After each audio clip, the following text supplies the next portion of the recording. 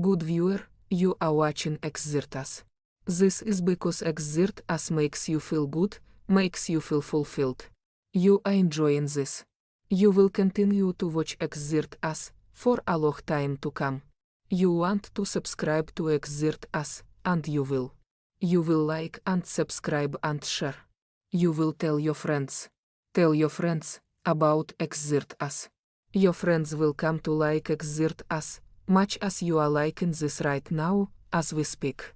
Thank you for subscribing to Xirtus. See, that was easy. This next story has been suppressed by mainstream media. Let's go to Andreas for more.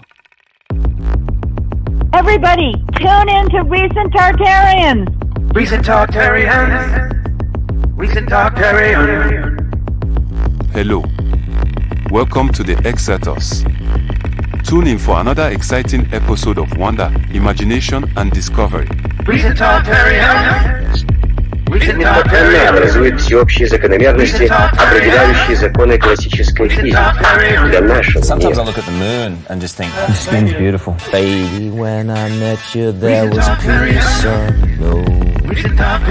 Что касается энергии наномер, то она превышает ядерную в немыслимое число раз. 10 в 74 степени. That's it. That's it.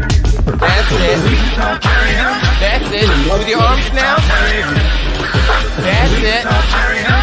That's it.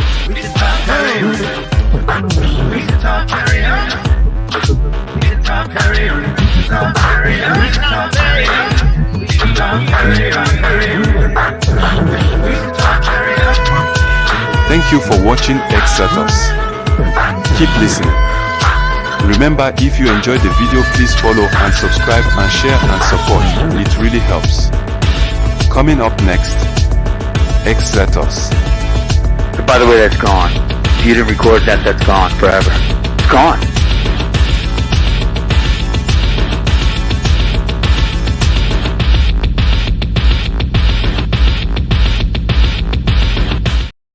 Well, it's good to see you all. How's it going? Except for Winslow, but I can imagine what Winslow looks like. We'll see him again, I'm sure, in a second.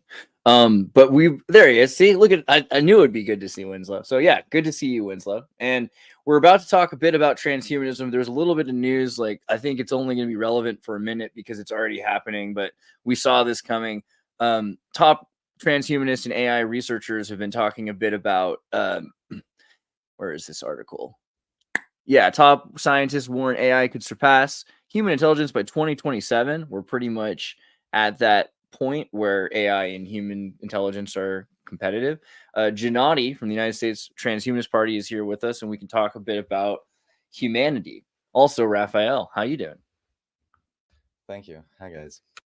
So what do you think about that, like, first claim, because people are just barely, we've been talking about this idea of like sentience or consciousness or whatever. We can get to that in a minute, but the idea of just intelligence, right? Like what we expect of a person in terms of what they can answer us if we ask them a question. I mean, is AI as intelligent as a person, as humans, as humanity? Well, I happen to know the scientist in question. He is Dr. Ben Goertzel of SingularityNet. There he is in his famous leopard print hat, and I've had a few conversations with him as well throughout the years. And I think the article headline is a bit misleading to say that he is warning that this is going to happen, because it's not necessarily going to be a bad thing in his view if AI does surpass human intelligence. But what Dr. Ben Goertzel is focused on is creating beneficial artificial general intelligence. He actually hosted a summit just earlier this month in Panama City, late February through early March, on beneficial artificial general intelligence. So the idea is, if these systems are going to emerge such that they can cross domains and start to have human-like reasoning capabilities and human-like learning capabilities, we also want their existence and their activity to benefit the human species. So we want these systems to assist us in discovering new medicines, or solving problems of material scarcity or problems of logistics. We want them to help us create new artworks, new works of writing, and open up wondrous new worlds. Obviously, we don't want them to be used for ill purposes. We don't want them to be used to kill people. We don't want them to be used in a manner that disadvantages a particular individual or group of people unfairly. And we want to make sure, to the extent possible, that we can anticipate certain unintended consequences. So that's what beneficial artificial general intelligence would be about. But what gives me hope as a transhumanist is that I know that there are many competent and well-intentioned researchers, far more than there are, let's say, rogue actors or malicious individuals who seek to develop AI. So I think the large preponderance of human brain power is on the side of developing AI systems that are beneficial. So, like Ben Goertzel, I am a techno-optimist when it comes to AI. I don't think we either can or should stop its development, but I think we can guide its development in more beneficial directions for humanity. Awesome. Well, Raphael, because Travis McLunn says the stash, I assume yours wins. Do you want to tell us what you think about AI and intelligence and where we're going? I'm almost going to say I'd rather not. So, so strangely enough, I told Andreas before the show I read Kurzweil's The Singularity is Near, I guess pretty much when it came out in 2005 or 6, I believe. Pretty fascinating. Now I'd add the caveat, well, I was in high school. All I can say, and I also, on one hand, I want to say thank you for what you're doing. And I think it's great if people, develop this in a positive way. The one question I'd ask is, to what extent would you say has this approach actually been successful with technology that we currently have? And what would guarantee that even if they're the most well-intentioned individuals, who owns the institutions and whoever, could even provide them the funding? These are, of course, big questions. And very practically, in terms of Kurzweil and the predictions he made, the few ones I remember, I think they didn't exactly pan out, at least not for the public. I think they would have said Google Glasses by 2008 or something along those lines. That didn't quite work out. Yeah, of course. Yeah, of course. They exist, yes. But I was imagining augmented reality properly, which years ago, I guess. You know the verbiage, the future is already here, it just hasn't been equally distributed yet. Well, that is certainly true. And then maybe the last thing I'd like to add, and maybe actually you, Gennady, could provide your insider definition of this, what actually means humanism or then transhumanism to you, and maybe also, if possible, tie it in with your, I almost want to say, spiritual understanding or your understanding of life and death. I've seen you've done videos on, obviously, lifespan, which is tied to transhumanism, but I'd just like to understand as to what extent you see the world in a materialist sense, and to what extent you would say that individuals inclined toward transhumanism actually in some way, shape, or form are maybe even irrationally afraid of death. So that's some loaded questions for you, but maybe you can help me out. Yes, certainly. Well, there are quite a few questions there. I will address them in turn. So first of all, as Andreas showed, I did interview Ray Kurzweil in 2019. And of course, I read The Singularity is Near. Also, not long after it came out, I read it in 2007, but it did inspire me to be quite hopeful about the future of technological progress. And Ray Kurzweil is actually coming out with another book later this year, this summer, called The Singularity is Nearer, where he actually takes stock of his previous predictions and how they have materialized, whether they have materialized. But the issue with Ray Kurzweil's predictions more generally is that they are predictions about humankind's technological capabilities, not necessarily societal adoption. And this is where I do think the sociological, cultural, political dimensions are important to consider. Because let's say Ray Kurzweil predicted that autonomous vehicles would be available by 2009, and they were. DARPA held some competitions where autonomous vehicles at that time very competently navigated the roads of the United States and actually went from one side of the continent to the other. So that shows that, yes, the technical capability was there, but was the societal adoption there? No, obviously not, even though some entities attempted it. I remember in 2011, Google was making a push to get autonomous vehicles, essentially the capability to be licensed in particular states. Nevada was one of those states that actually implemented a regulatory framework to allow that. So even regulators were fairly accommodating, but unfortunately, there was public resistance or inertia.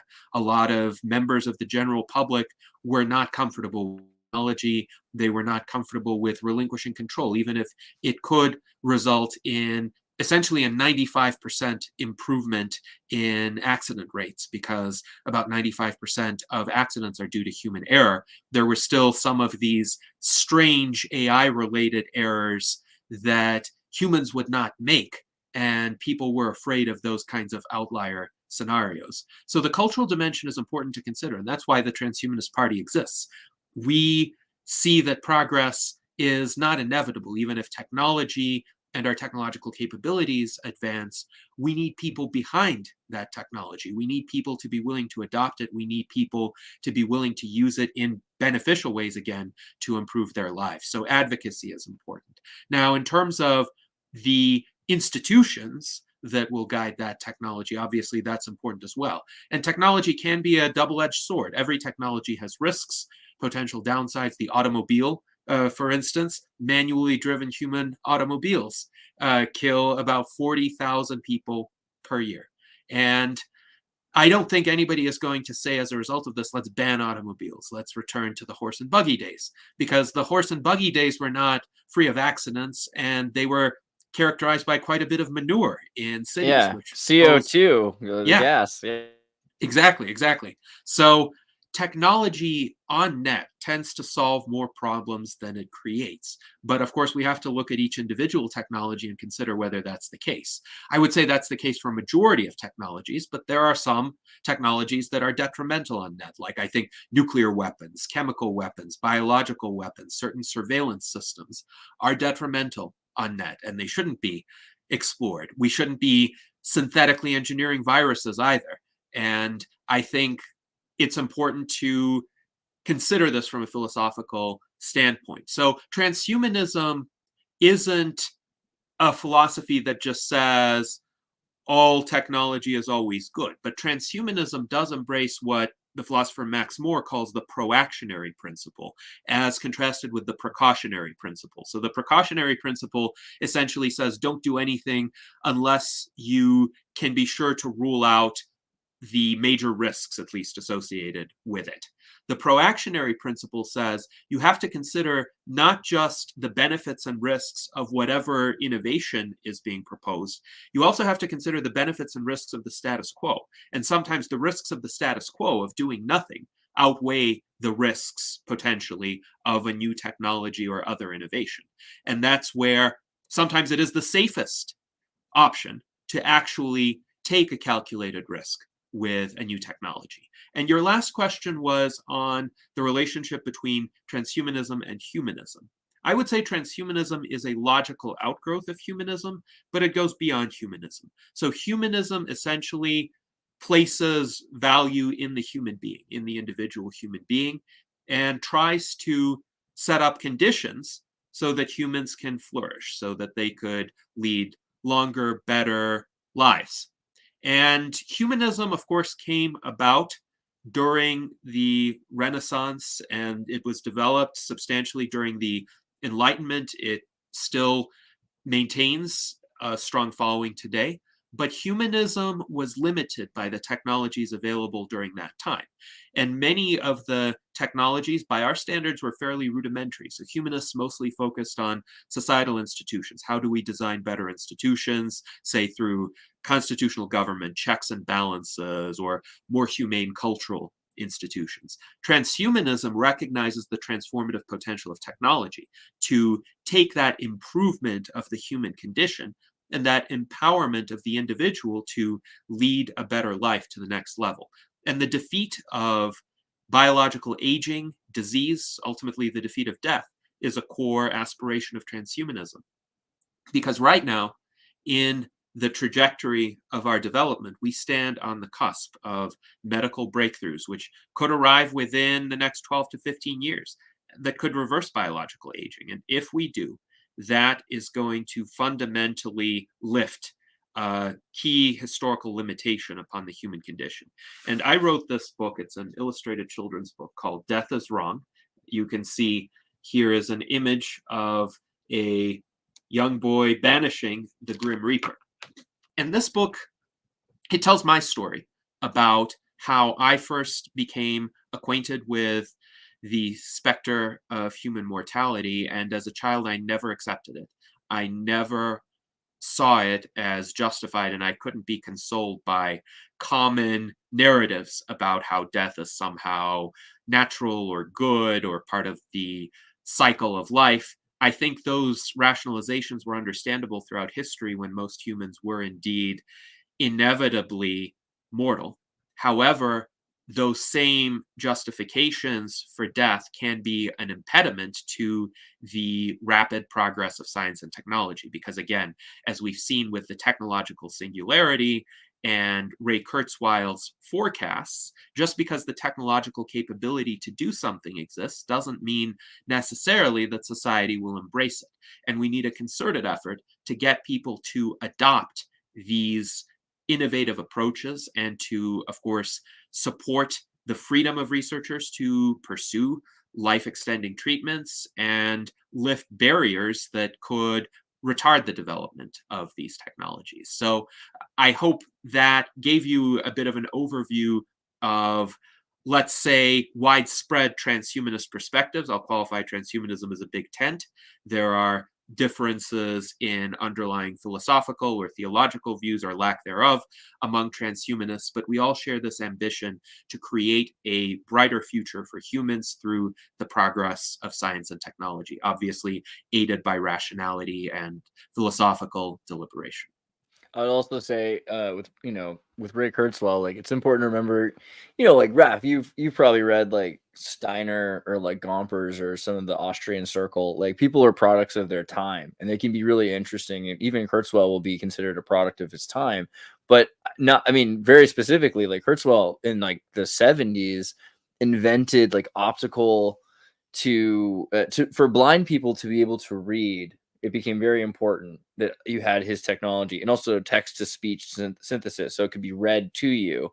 And this, it's very useful to a lot of people, but it's beyond useful. It's necessary. It's like an obligation if you're blind. So his first development, he's seeing, here's a thing in the world where people have been, well, it's better not to die. Like, let's live, even if we're blind, we'll figure out ways of getting by. To now, you're able to, everywhere you go, it just completely makes an accessibility layer to your consciousness, to your reality. And so he's thinking, well, this worked for blind people. Why can't it work for the rest of society? And he's thinking at that time, I mean, Siri isn't anything new since 1974. That's something that he had then. So whether or not there's a benefit to a corporation selling it to you, that seems to be like the gateway, like the limiting factor. But the technology seems to be there, right? And so the question also becomes, is it something that should be integrated or not? And I think in those particular circumstances where you're talking about being blind, I mean, a lot of our life is about trying to live with our limits instead of trying to figure out how to overcome them, right? Yes, well, I would say people who are blind would definitely appreciate a greater degree of access to the sensory reality that we experience through our sight, or at least the ability to navigate that same reality more competently. And I would say the vast majority of blind people would find Kurzweil's innovations in that area to be literally transformational. So there are other limits that we all live with. Some of them are particular to us as individuals, like people have certain chronic health conditions that they have to adjust to throughout their lives, but why should they be fated to do so? Why can't modern medical science arrive at cures? But also the sheer finitude of our lifespans is a tremendous limitation, because we can all, if we just take the time to think about it, find so many ways to fill our time, innumerable ways to fill our time doing things that we would enjoy or consider productive or consider beneficial. And yet we run out of that time very quickly. And the human lifespan today is pitifully short. It is, of course, on average about 5 times longer than the Paleolithic hunter-gatherer life expectancy was, because we aren't facing rampant infectious disease, ubiquitous predators, famines, other tribes that want to bash our heads in. And yet, even with the lifespans that we can typically expect to have today, it's not nearly enough for a creative person, for a scientifically minded person, for a person who just wants to explore the world, to see and do and experience everything. And the range of possible experiences increases to a greater extent than one can exhaust it. So I would argue that the longer you live, the more there is that is left undone that you would actually enjoy doing and enjoy pursuing, and that would enrich your life. So my case for more life is not primarily based on fear of death, though I would say you fear to lose that which you value. My case for more life is based on love of life and what you can do with life, and the fact that that opportunity set just keeps expanding. And of course, as we master new technologies, new realms of existence, we can explore those as well. So let's give ourselves more time to do it. So let me just briefly reply to that, because I think philosophically it's relevant to point that out. I would say, in a way, I completely agree with you in terms of there are many good arguments for longer life, let's say, especially if the quality of life can be equally maintained. And you had mentioned about how different. Yeah, I'll come back to you in a second. That's a big part, though, actually, with transhumanism, is that if you're 90, to still be like in your 30s would be really nice, because so many people we know in their 70s, and that's already, decades later than when people used to see problems, but in their 70s, still early on, they're seeing dementia, and health cancer rates are really high. I mean, these are all problems that are not intrinsic to the human condition. And there's no reason really that DNA should be breaking down the way it is. It's age as a disease, not so much death, right? Because you can die, but the age is a disease. Yes, I would say aging is a disease, and it should be classified as such. There are some semantic quibbles about that within the If alcoholism is a community. disease, then age is a disease. Yeah, all right? I would say so, but I think we can all agree aging is a treatable medical condition. And right now there's actually an obstacle, because sometimes it's difficult to find like a diagnostic code in the ICD system for aging or aging associated conditions. And if it were easier to apply such a code, then that would give more of an incentive for both drug makers and makers of medical devices, as well as people who develop new medical therapies, gene therapies, for instance, to specifically target aging instead of targeting just one disease whose probability is increased by aging. So I would support aging being officially designated as a disease. But you're correct. It's possible for people to live longer and become rejuvenated. That's the goal of this entire strain of research. And in terms of quality of life, it's not really possible to endure for a long time in a frail condition, which is why a lot of the commonplace fears are unjustified, that people would just become biologically older and older and frailer, but they're not going to die. Well, that's actually a contradiction in terms, because healthy people don't just drop dead all of a sudden unless they're run over by a bus or they have some other external cause to their death. If their organism fails, it fails for some reason.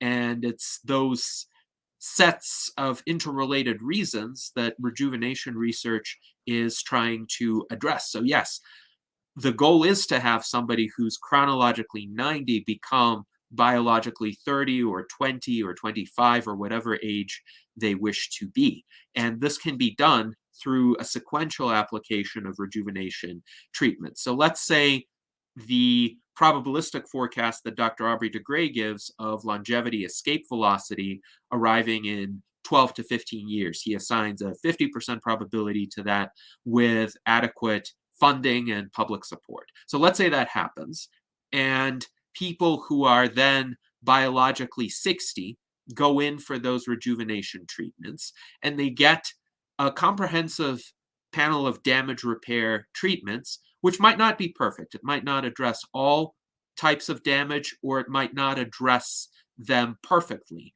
but it would be enough to, let's say, set their biological age back by 15 years. So they're now biologically 45. 10 years later, they go back, they're biologically 55, but the treatments are better now. They've had 10 years to be refined and developed. And then that person who's biologically 55, let's say he or she can achieve biological age reversal by another 15 years and can be biologically 40.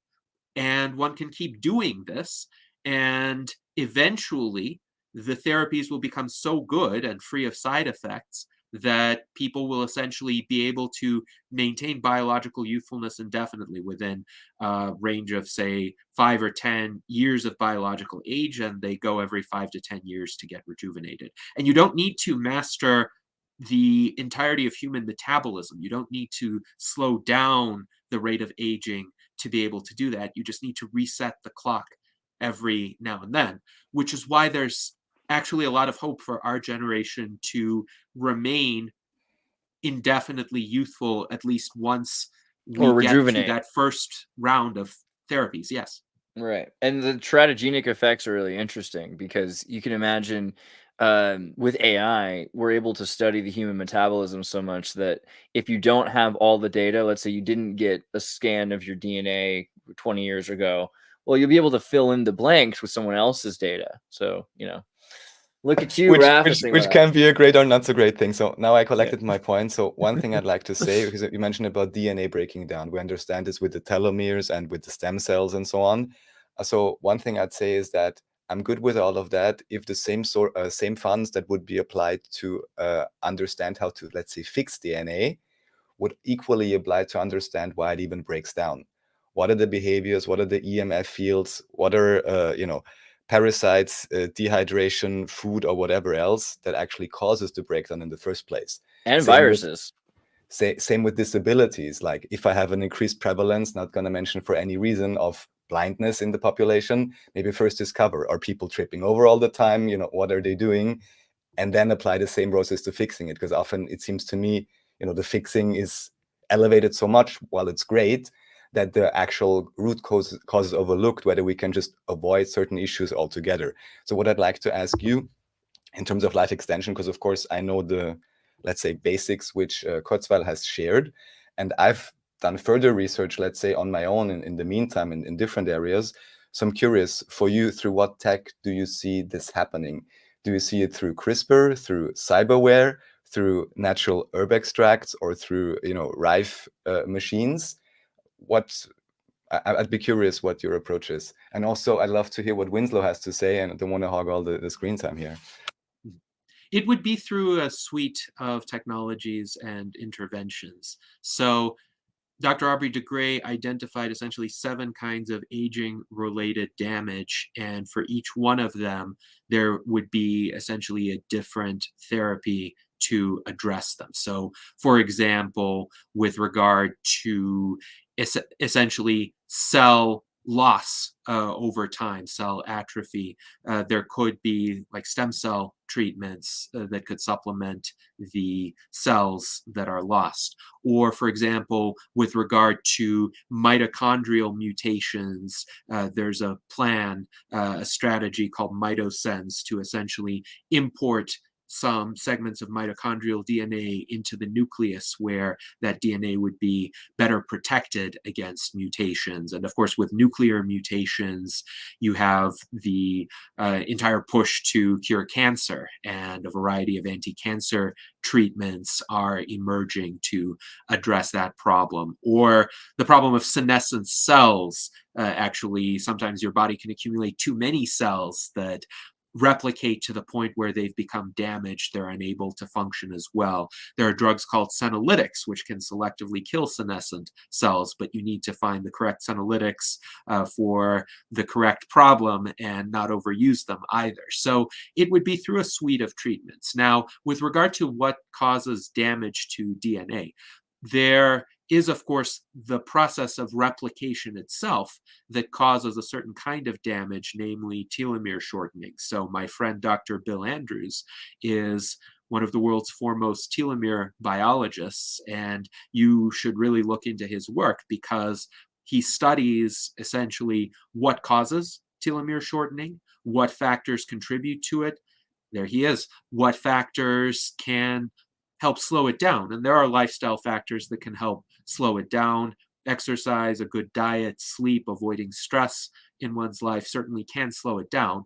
But those practices, beneficial as they may be, cannot reverse telomere shortening. So to reverse telomere shortening, one has to induce an enzyme called telomerase. And Bill Andrews has been working via his company Sierra Sciences to find effective telomerase inducers. So that would be a component of overcoming biological aging, because once the telomeres shorten to a certain extent, then the DNA essentially ceases to be able to perform essentially basic functions, and the organism dies. So whether we can reverse biological aging isn't going to depend on lifestyle. Lifestyle can keep us alive long enough to get to the point where those advancements are made. So I would generally say, especially for the ages of the people on this panel, mostly it's about what you don't do at this age rather than what you do. So don't engage in activities that dramatically and prematurely shorten lifespan. And that would include, say, taking recreational drugs or going skydiving or getting into bar fights or any of these severe, dangerous, acutely dangerous kinds of activities.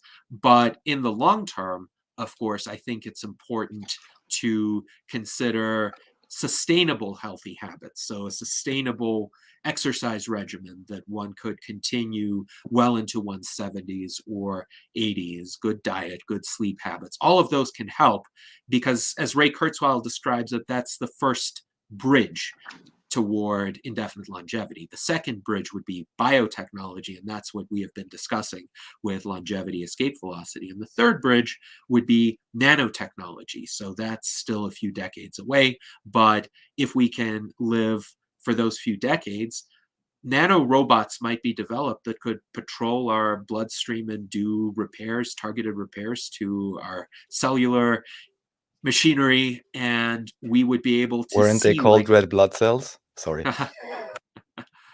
well, Or white ones. These might be purple blood cells. You don't know. They would be able to repair damage to all cells within the organism. And we would be able to see essentially a live status feed, the way if one is a computer game character, one could see one's statistics, and the nanorobots would relay that information, and we would know essentially exactly what is happening inside of our own bodies. And of course, the quality of that maintenance and repair would be far superior to anything we could achieve today. I've been a big fan of titanium blood cells. Like, who needs iron blood cells when you could have titanium blood cells that last like months at a time? DNA requires structured water. DNA is surrounded with structured water. Fruit is structured water. Majority eat acidic diets that dehydrate them. Do you have any thoughts on water structure? Well, I know the also Tim is here. I want to say hi, Tim. Hi, Tim. Good to see you. Well, yeah, thank you. Sorry about being late. So daylight savings time. That's my only excuse. Yeah. But I just did a podcast with Johnny last week, and this man is absolutely brilliant. I don't know if he has gone through his model of the singularity yet, but he laid that out for me like over a month ago. And when he did, I was just like, oh my God. Oh my God. So we did a podcast on that. So I just want to do props. Epic. Thank Well, you, we'll sir. make sure we'll bring up singularity. And then, yeah, but go ahead, Janani, and then Winslow, I'm going to make you talk. You'll be poking you with the stick in a second. So. Yes, and thank you very much, Tim. I'm honored by those good words, and it was an excellent conversation that you and I had on the technological singularity or singularities, because to give a preview of our conversation, I think we have already had at least 3 technological singularities in our history, so this coming one will not be the first one. But this idea of structured water is, at least it seems to me, to be a theory about how water molecules can undertake certain configurations. And I'm not an expert on this. Of course, the water molecule itself is H2O. H2O can take various configurations like solid, liquid, or gas. We know all of that. Now, are there different types of water that could have different health benefits? I would say the science is still out on that. I drink alkaline water, for instance. Alkaline water has a higher pH, a basic pH. I think it is a good idea, say, if one is suffering from any sort of acid reflux, to drink alkaline water. Some have asserted that it has other health benefits as well. I don't think it's a panacea. I don't think it's going to make you live indefinitely, but probably it wouldn't hurt to experiment. That's my inclination to say. If you're experimenting with different water products, you're probably doing your health more favors than if you experiment with alcohol or tobacco or recreational drugs. So let's see what various scientists, various biohackers discover on this. Yeah, I'm going to have to get you to check out Victor Schauberger. There's some interesting early 20th century research on structured water. That would be pretty cool. There's a lot of biohacking stuff. So structured water, that kind of comes from a different background. But then to go more towards the biohacking part, there's the let me see, the C60 olive oil, right? And that's something I tried that actually a few years ago. There are a lot of people out there trying it, and there are some caveats to it, right? So we should say, don't try this at home, or if you do, this is on you, the no medical advice thing. And the reason is some people have claimed that things like that, it's supposed to be like this super antioxidant, but then other people have said that it could be very bad for you. I did the C60 olive oil though. There is another, I forgot what it was called. There's a research chemical also, and the name escapes me, but it might be butamorin. And it helps the body produce more natural human growth hormone, right? Because so your Hollywood celebs, right? You've heard about they're all injecting HGH, and at least a few years ago, this was like something like $100,000 a year or something like that for this treatment. That was all out of pocket. So this particular chemical actually makes your body produce more of its own. And I tried that as well. So there's a lot out there. It's a lot out there. Yeah, it's brutal when your intestines grow that big like that, Joe Rogan before and after? Yeah. We'd also have a box saga that's duly noted. Here we go. I don't know if Janani's been through this yet.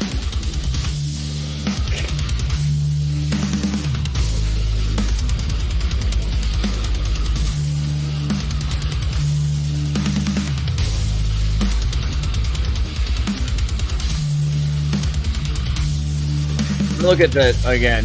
This actually makes sense. This song with Joe Rogan's abdomen filled with human growth hormone.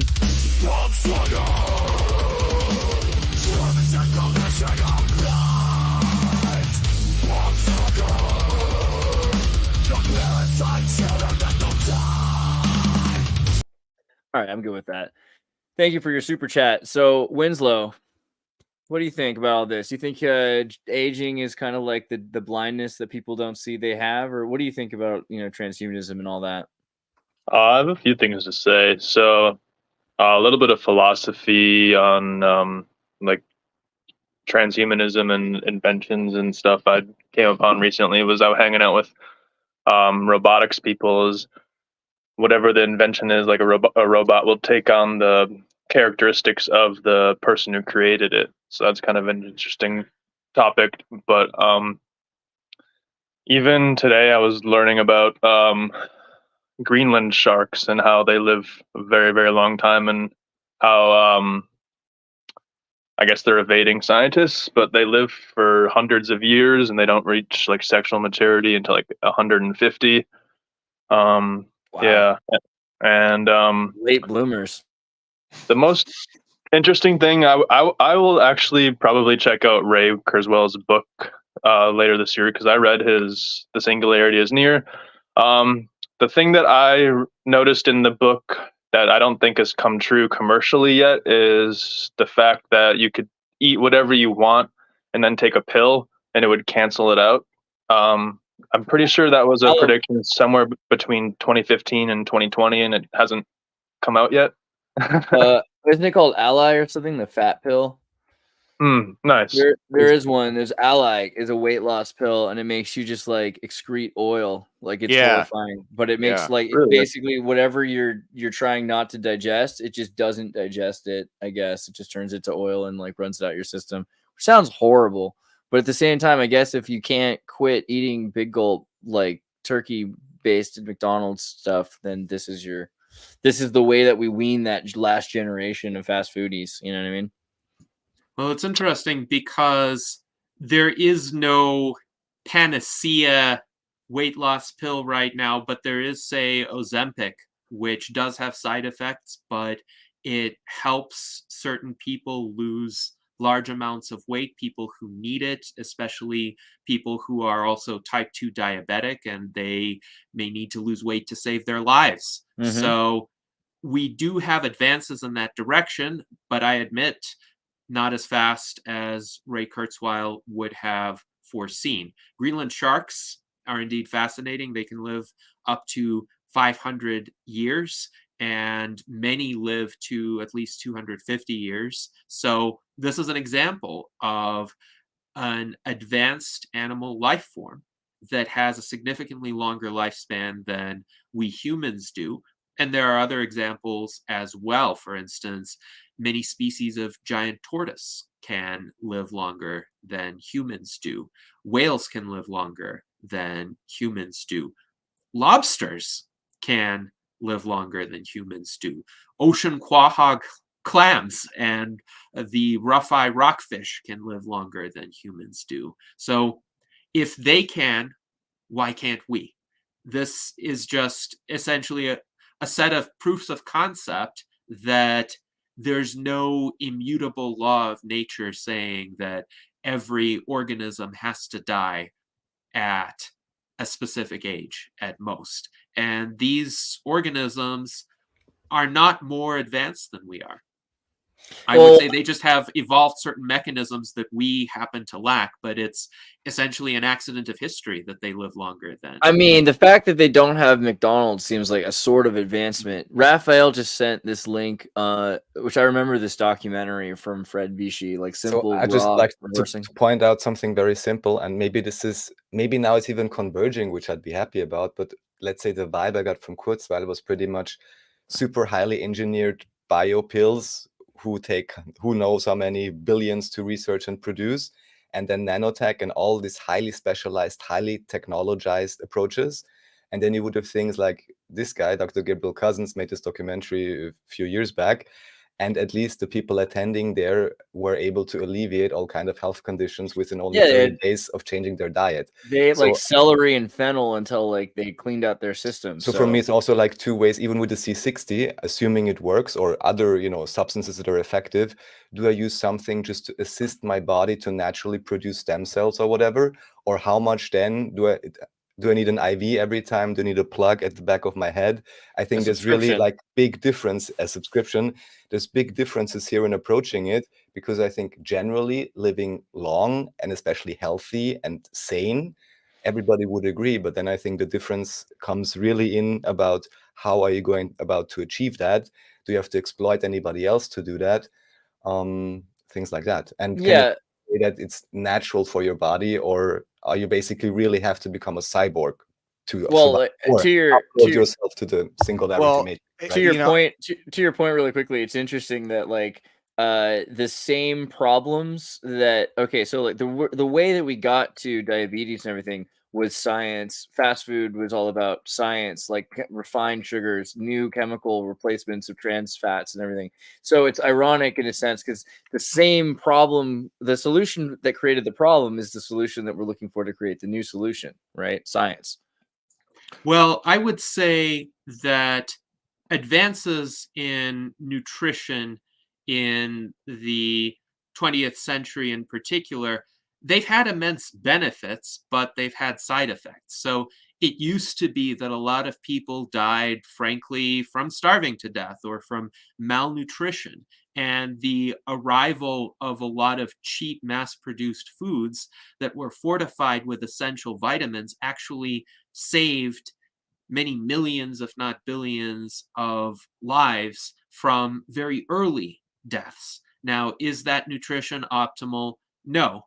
And there's also a set of problems associated with essentially a very fast pace of contemporary life with very few outlets available from which to obtain or purchase healthier food, which tends to be more expensive. But even if one has money, if one is pressured to live a very fast life, one might opt for fast food. And I think that is a problematic aspect of contemporary society. But it's often the case that later generations of technologies can overcome the problems posed by earlier generations of technologies. And we already discussed an example of this with automobiles. So automobiles solved much greater problems than they caused, the problems of the horse and buggy era and citywide manure causing infectious diseases that also led to many early deaths. But automobiles, too, in our contemporary era, cause in the US about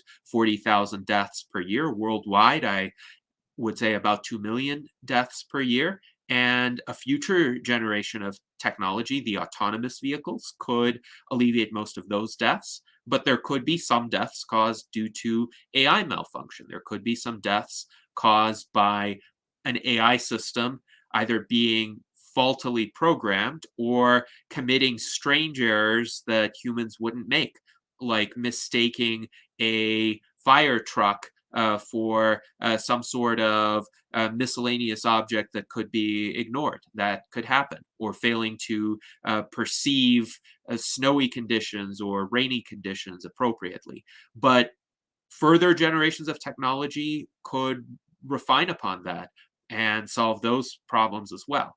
Again, it's not a question of do we live in a future that is free of risks or free of dangers? It is what is more beneficial on net. So if we're faced with a society where there is a lot of, let's say, suboptimal nutritional choice, can we make better choices? Sure, we can try to make better choices. But the fact is, for most people today, various incentives are stacked against them in that regard. So shouldn't we use, shouldn't we use technology to assist us? Shouldn't we use technology to shift the incentives a bit in our favor? And is that free of potential problems or potential side effects? No. But on net, we may still live longer and be healthier than otherwise. Can type 2 diabetes be reversed in certain circumstances? Actually, Ray Kurzweil did that to his type 2 diabetes, and he describes it in his book, which is called Transcend. So I would recommend anybody who's interested in that to read that. This tends to apply more commonly to earlier stage type 2 diabetes, so non-insulin dependent type 2 diabetes.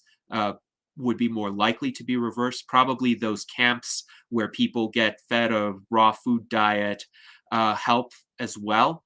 But how do they help? It's by placing people in such an environment where their food intake is so rigorously controlled that they're able to benefit from that. But once they're released into mainstream society, it would be very difficult for them to keep up that regimen. So I think there need to be options that are more readily accessible to people. Otherwise, whatever improvements they realize may be temporary and only for the duration of them being in that program, maybe just a short time afterward.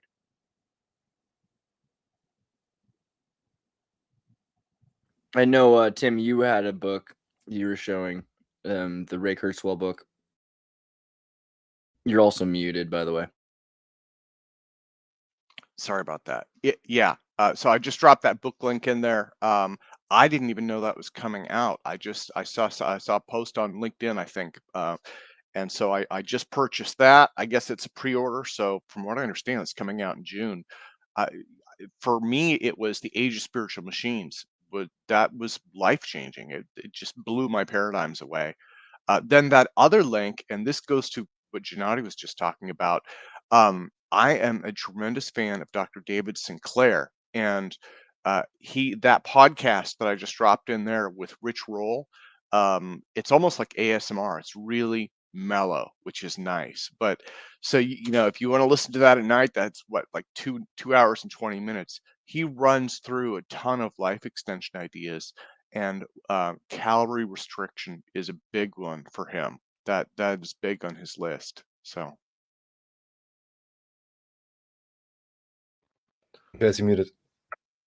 Sorry, there's a big thing about anxiety too. Like having certain amounts of anxiety can be beneficial for your genetics, apparently. So they put you into an anxious state. There's like therapies in Switzerland they put you in where like they don't let you eat. They do intermittent fasting, and then there's like they wake you up at weird hours of the night and make you run and then put you back just so that your body goes through these things. And you're just like, well, obviously you can't be too stressed out. They're not just like scaring you like a haunted house, but just getting you up and forcing you to run in the middle of the night is sufficient, like right. Yeah, the optimal amount of stress in one's life is not 0, because the human body did evolve to respond to certain kinds of stress, but those are generally short-term acute stressors. So you have some sort of emergency, your tribe is under attack, or you need to go hunt some wild beast and subdue it in order to have food for your tribe. But then after you've overcome that emergency, you get to rest, you get to recover your energies and essentially await the next time you have to exert yourself in that way. The problem with many of the stressors of contemporary life is that they're chronic and there's no easy solution. Like you can't really kill the beast. You can't really fight off the invasion because your country might be enmeshing itself in a war that never ends and you can't do anything about it because in your political system it's only an illusion that you actually have the ability to elect your leadership. So that's one example, and that can cause like a low level of stress to people who are upset about this war. But there are so many other examples like that. So I think that speaks to the importance of taking a society-wide focus and advocating for ways to overcome these traps in our contemporary life that subject us to that kind of continual stress. I was just going to say that I've heard that aging is really comparative to being cooked. So like if you the longer you cook something at a lower temperature, it ends up aging and looking like that. So would aging and stress in a sense be heating up and maybe it potentially cooking you faster? I don't know of any examples of life that have a high body temperature that live a long time. The only examples that come to mind are like the tortoise and the shark, but those are like very cold-blooded animals that live, For example, deep in the ocean, and then I'm sure tortoises, their body temperature. I don't know what the tortoise's body temperature is off the top of my head, but I would assume it's lower than the human body. Well, there are various processes of metabolism that occur in the human body. And what you describe is just one of many processes. But the key with aging, why aging happens, and why it happens at differential rates in different species, is that the body also has repair machinery that can undo a lot of that damage. So when one is biologically young, that repair machinery is pretty good, but it still leaves certain byproducts. So it's not the immediate fact of the damage that actually leads one to age. That damage gets repaired, and it gets repaired over and over and over again.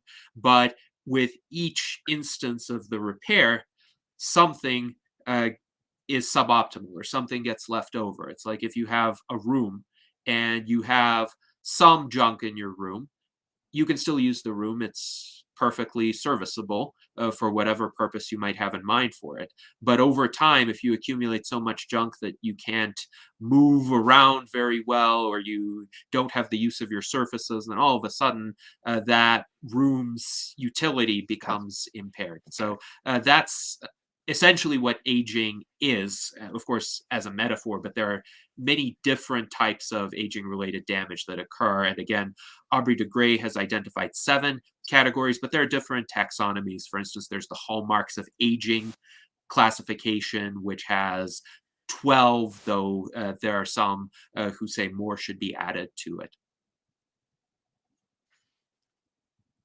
Interesting. Okay.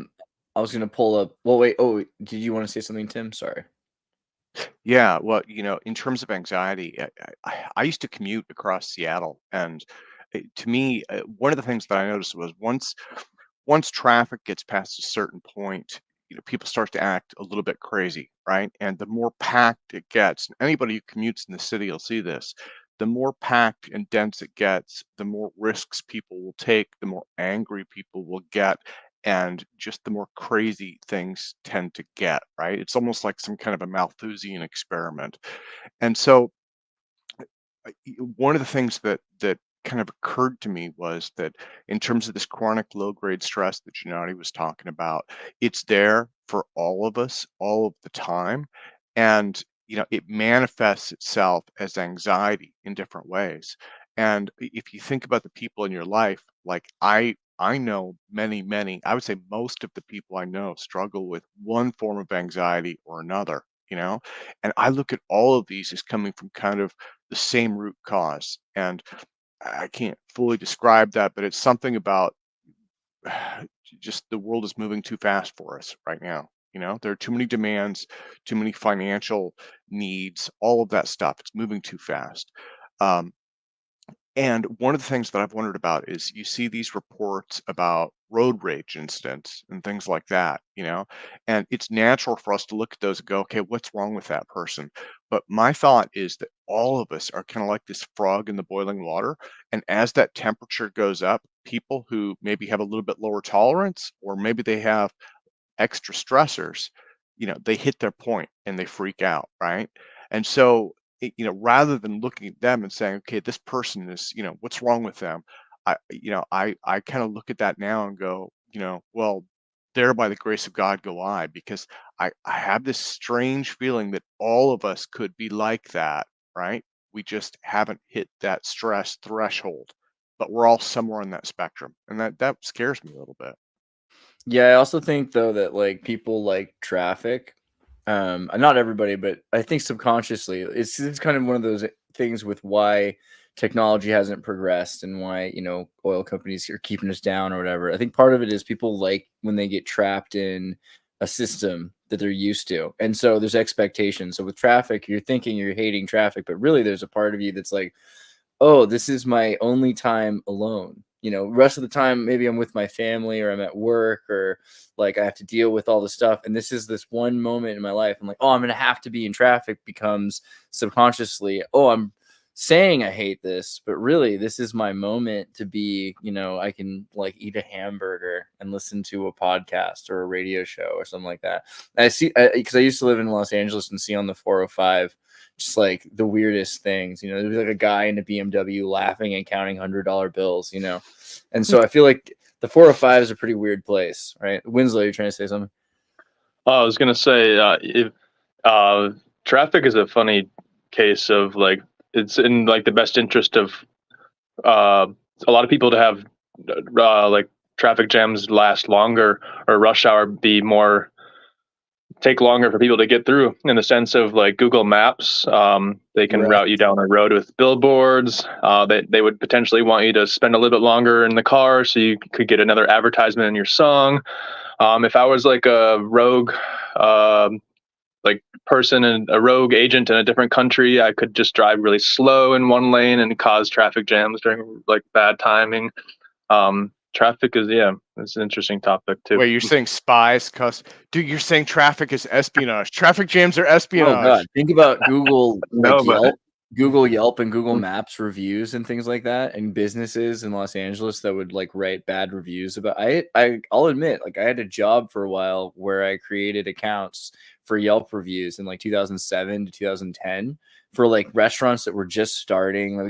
I knew this Indian restaurant, they just started, but they had all these negative reviews lodged against them that were not real by all of these other restaurants that had paid to create SEO. And it's like, they're like, yeah, we didn't know, but this is what it's like in San Diego and Los Angeles. Like these businesses will just like destroy you publicly on the internet. And so you have to pay someone else to write a bunch of reviews saying, oh, I love this restaurant. Like I took my daughter here, like this is where it's like so unreal, that's the only way for these places to begin. Yes, and it's important to consider how systems might be gamed and what can be done to prevent that. But traffic is really a good analogy for much of human society, because actually when you're in road traffic, the vast majority of people share the same goal as you do, essentially, which is to get to their destination safely. And they're inclined to cooperate, at least to a great extent, in order to reach that destination. Most people will follow the rules of the road somewhat, well, minor speeding excluded. But it takes only a small number of determined antisocial individuals to derail everything. And the vast majority of people are not like that. The vast majority of people actually have good intentions, but a tiny fraction, maybe 0.1%, though obviously that's not a scientific estimate, are truly antisocial. And those are the drivers that will aggressively cut you off, that will tailgate you, that may even do something more malicious on the road.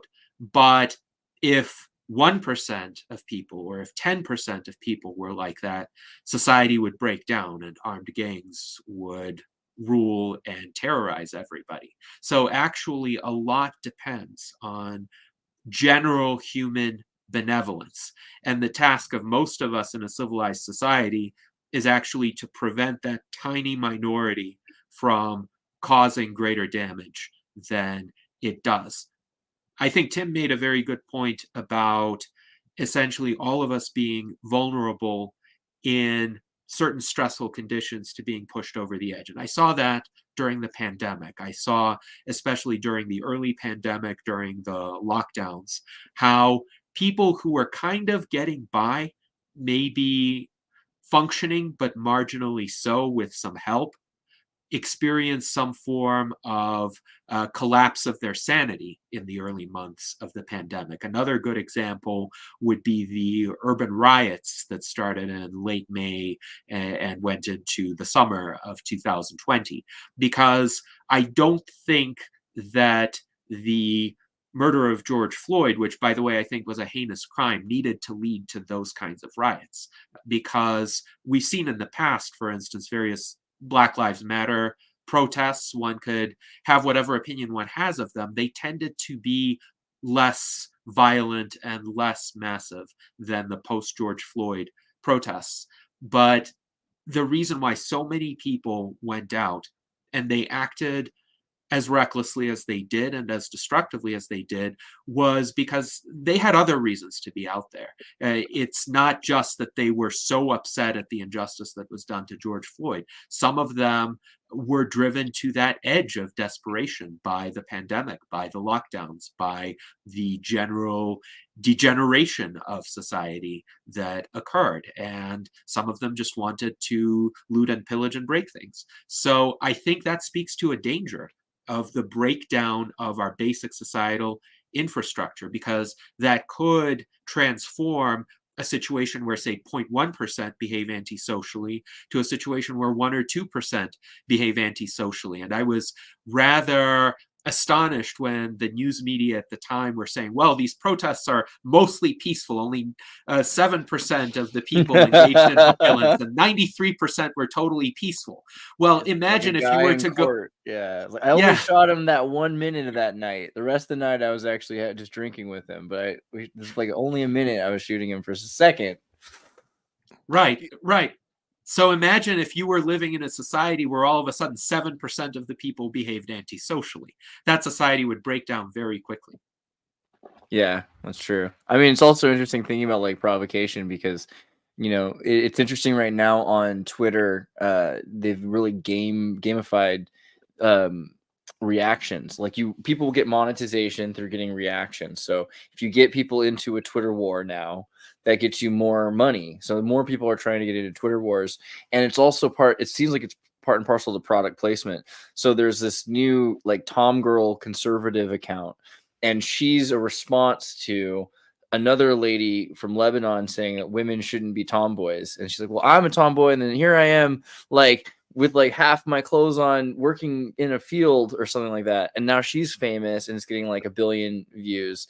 And it just seems like the same thing with the protests, because there's a lot of reasons like to redress grievances, but it's all synthesized and then it's all pointed towards a direction, and it benefits a small. I mean, if you're not selling and merchandise isn't moving because of this COVID thing, now you've got this insurance money because your business was just attacked. So that's great. Like, it's like the biggest benefit to corporations ever is if you have a bunch of people dramatically riot.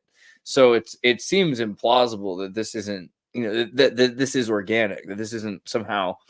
I mean, I can see how they're reacting to it organically, but that's still stick and carrot, is it not? Well, I work in the insurance field, and I can tell you it is a really poor strategy to rely on insurance reimbursement from a loss like this, because insurance companies understandably have developed ways to scrutinize claims, and they will often let's say, contest even legitimate claims. And they may try to pay less if they can save some money, or at least they will subject a claimant to a significant burden of proof. So if anyone thinks it's a cakewalk to get an insurance reimbursement, that's often not the case, particularly if it's a high-profile incident and a lot of scrutiny has been shed on it. So I would say good advice for anybody is avoid experiencing insurable losses in the first place. That's not only going to save you money and, of course, enable you to keep what you have, it's also going to save you a lot of that stress and frustration, because when any serious amount of money is in play, filing an insurance claim is not easy or instantaneous. If it's a small dollar claim, then maybe the insurer will pay it quickly. If it's in the 5-figure range, it's going to be a process. So I think a lot of those businesses, unfortunately, did have to go through a process, and I don't think they were asking for it. I do wonder where some of the pallets of bricks used by the rioters came from.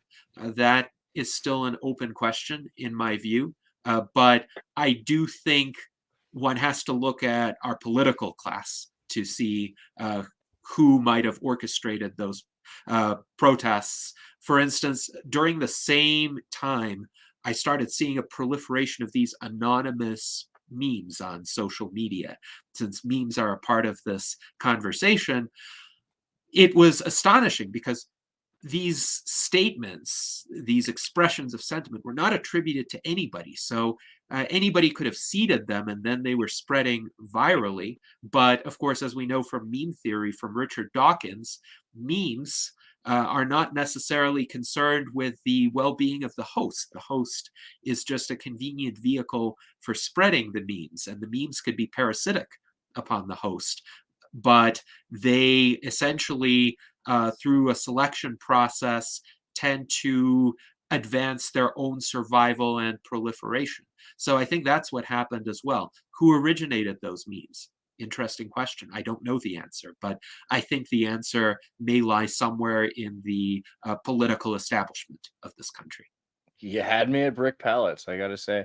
Let me pull up a couple things also that you did, because you've been making some interesting art. So everyone knows how I like to make AI art, and prompting is really a particular art form in and of itself. And the way you've been making your art is so specific because of your own prompt style. This is the nuclear war between Russia and the United States over Ukraine in 2025 left the world in ruins. Do you want to talk a bit about this this piece and how you're doing this? You asked ChatGPT to think about a hypothetical future restored Roman Empire, and Dolly to generate some image to accompany the narrative. Yes, indeed. Well, before you guys go on, I just wanted to make a comment on those protests. So I grew up in Minnesota, so I had a lot of friends. I wasn't in Minnesota during the protests. I always forget that. Megasoda, bro. Good job.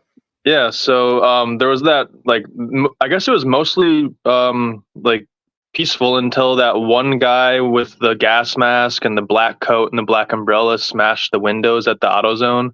I don't know, like, did they ever find that guy? Like, that guy kind of basically instigated the mob mentality that ensued to all destruction of Minneapolis, is from what I can conclude.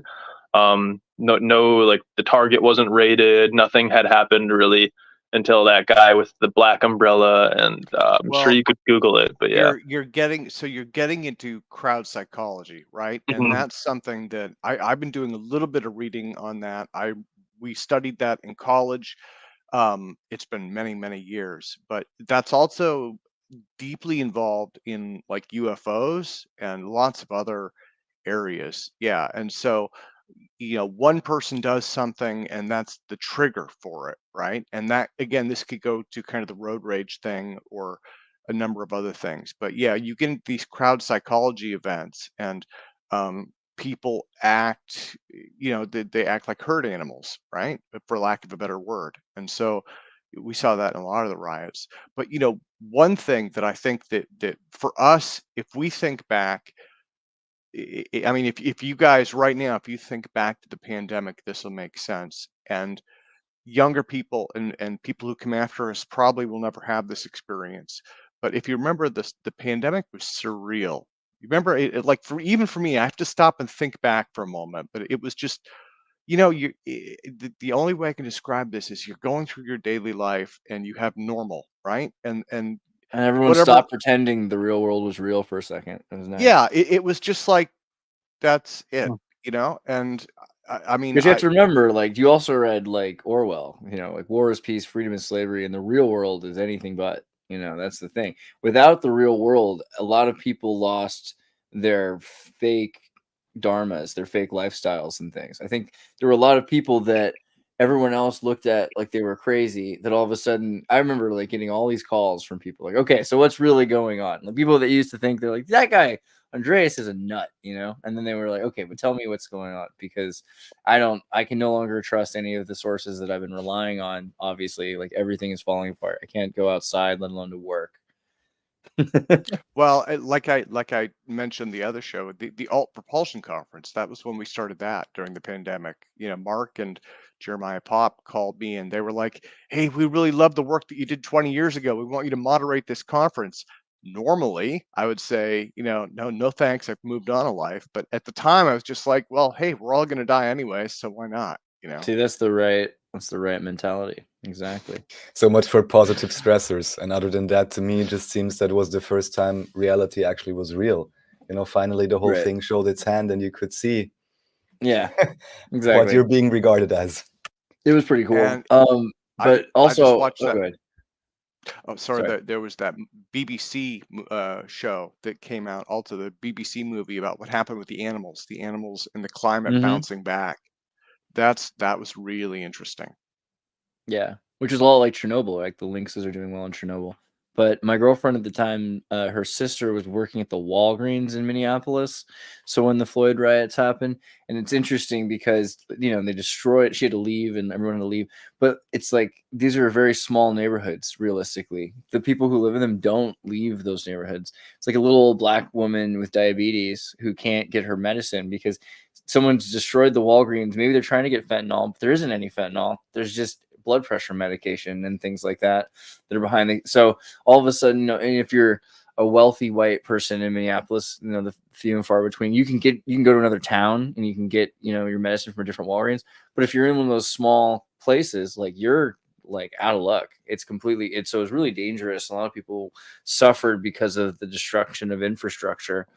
But I also remember in 2008, the Occupy Wall Street thing was going on in Oakland. And I went to like the Occupy Oakland, and there was a bunch of buses, and there were like people that were like clearly plainclothes officers and things that were watching in different places. They were trying to keep this under control. And they got to a certain point where this bus comes and the Teamsters show up, and the Teamsters are like, "Oh, we're all getting on the bus.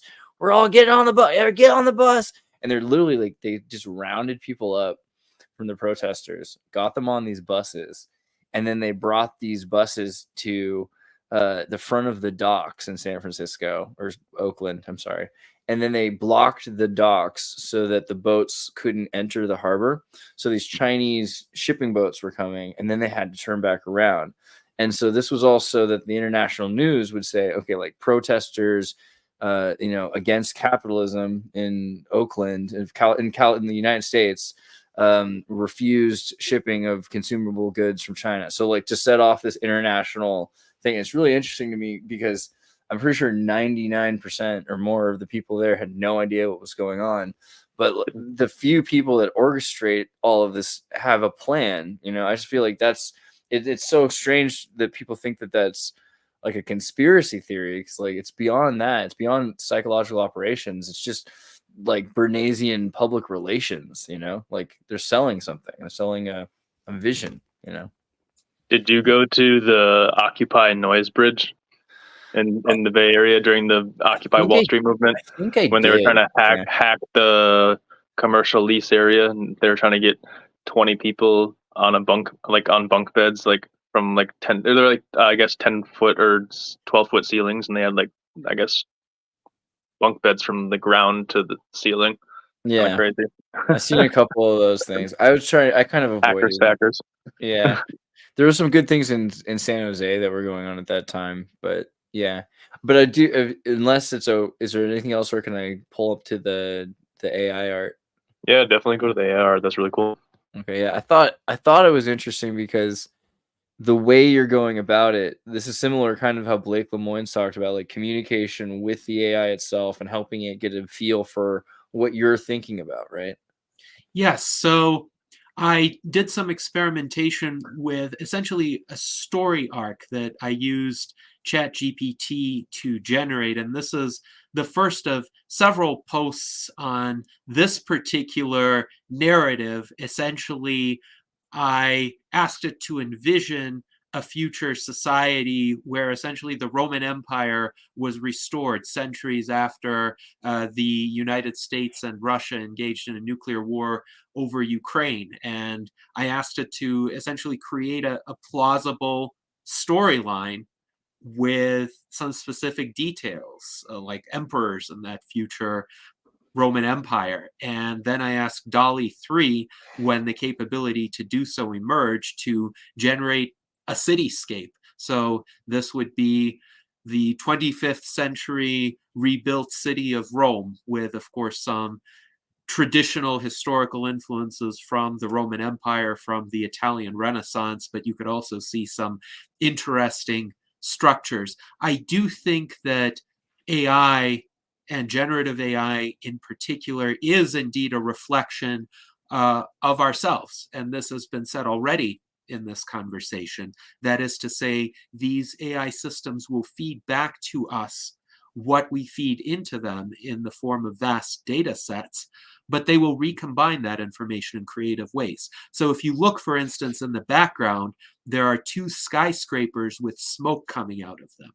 Now, what do these look like to you? To me, they look like smokestacks from a power plant. Essentially, think of like a nuclear power plant, and I used the term nuclear in the prompt because the prompt was to generate a cityscape of a rebuilt city of Rome after a nuclear war.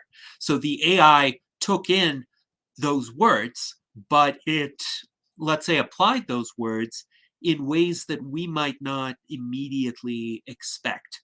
So they have some sort of instantiation in this prompt, but not an obvious instantiation. Like if you look at this cityscape immediately, you wouldn't be able to say, well, this is a post-nuclear apocalypse world and enough time has passed that perhaps the obvious damage has been repaired. But the AI did take that into account.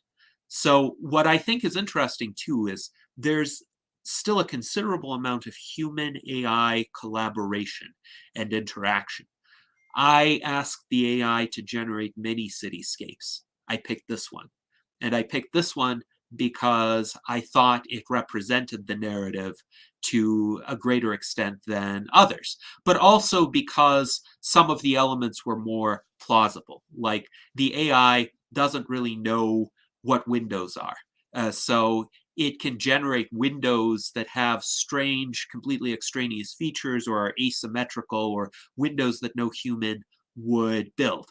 So when you look at an AI generated image, you have to decide as a human being what makes sense. Does this look enough like a real structure or a real object that you're trying to show here, that you're willing to put this out there and say, okay, this is what it represents. But the other image that you showed, this is not from the New Rome storyline. This is essentially an experiment in what might be eclectic architectures of the future. So I asked the AI to generate a city scene with various cultural influences. So you have some neoclassical architectural influence. I asked it to generate some Baroque domes, but also with traditional Chinese architectural elements. And you can see some of those kind of interspersed and combined in interesting ways. So this is essentially a world where cultural appropriation is not only widely practiced, but thoroughly permeates the society, and people are free to borrow elements from different cultures. Kind of like Dubai. Yes, indeed. So allow me to interject for a moment. Just I want to say this image looks like Vienna city center, and the previous image, assuming that in the back is just water steam vapor, could well be Tartary Nova, no? And yeah, right. It's totally Tartaria. I mean, you know, steam power, bro. It's steampunk. It's awesome.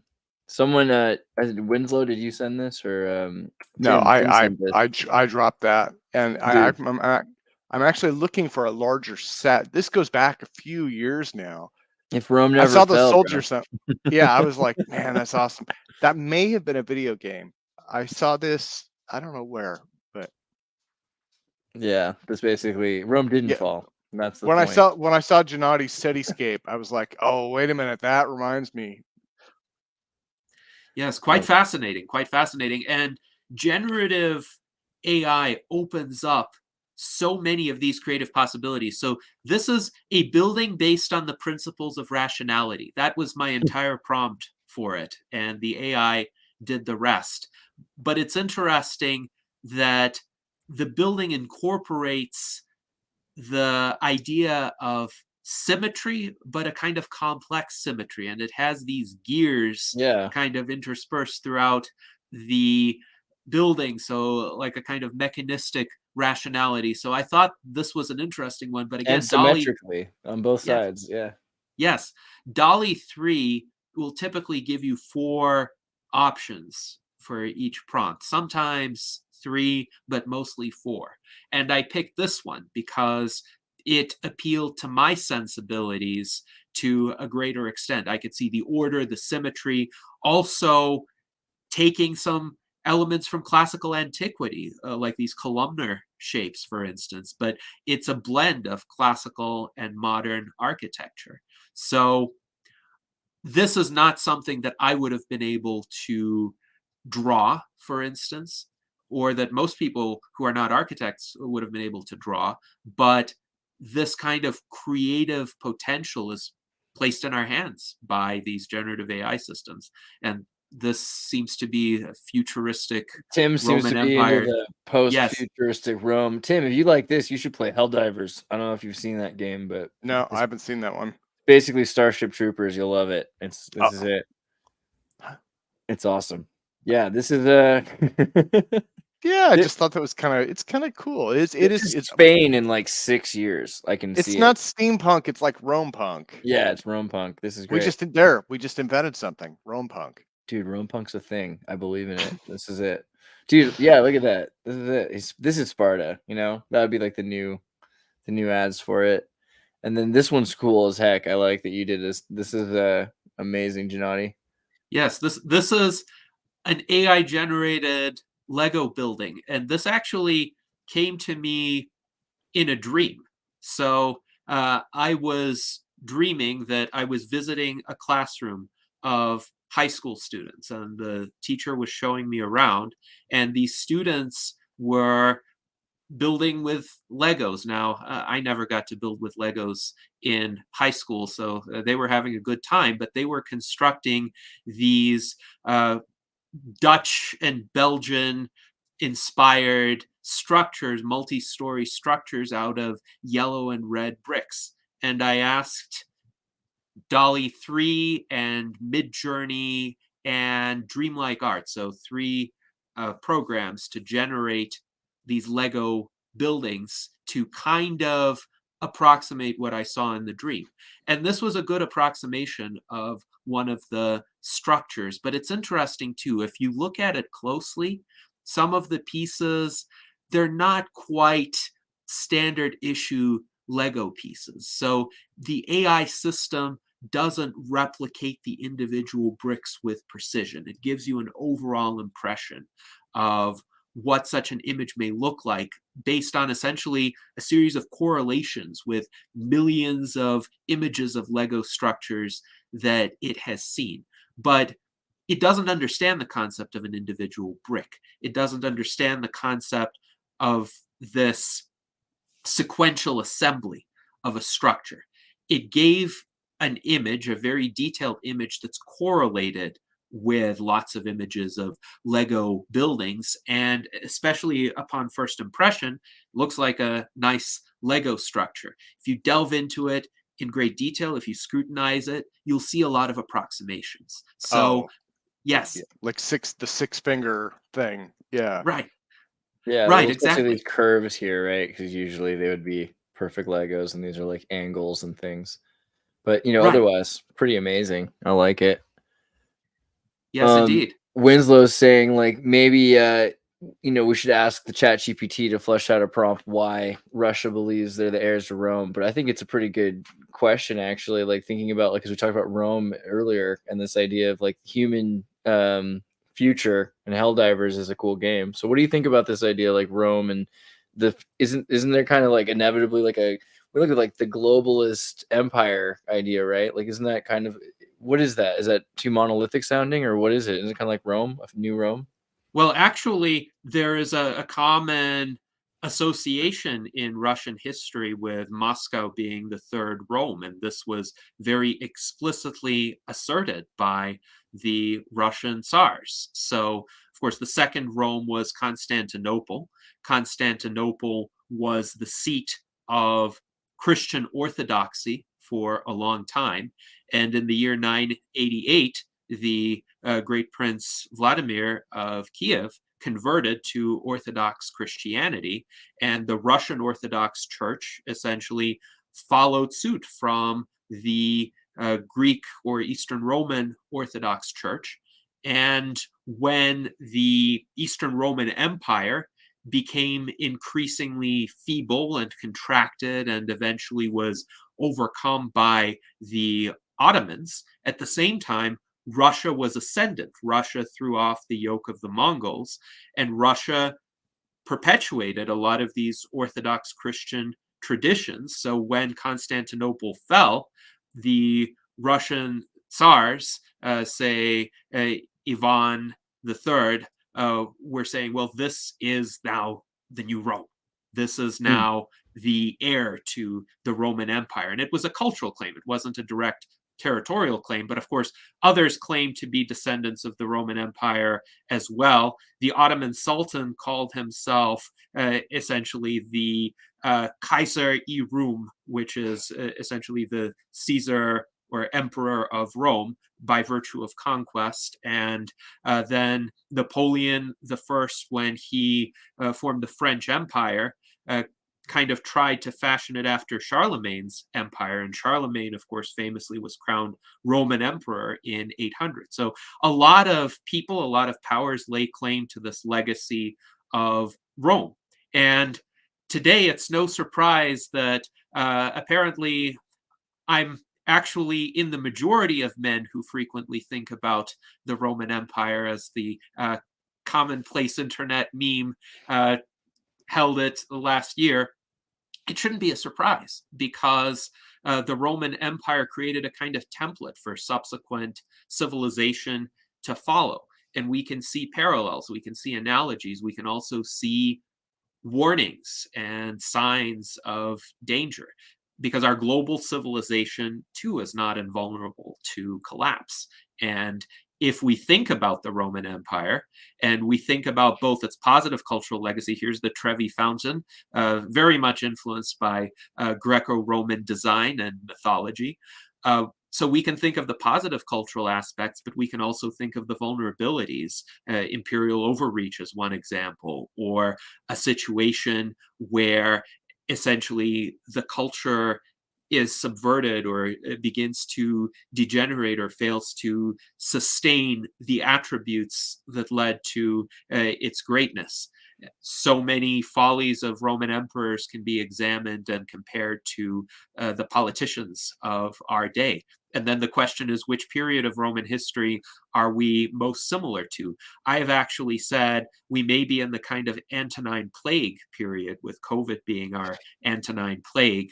And if it goes on for sufficiently long, then we stand the risk of entering a kind of sustained period of decline if enough of our society and its infrastructure are undermined. Of course, I hope it doesn't happen. I hope the next technological singularity will arrive sooner than that and spare us from that fate. But the whole history of Rome is incredibly instructive and relevant to our era and the issues we're dealing with.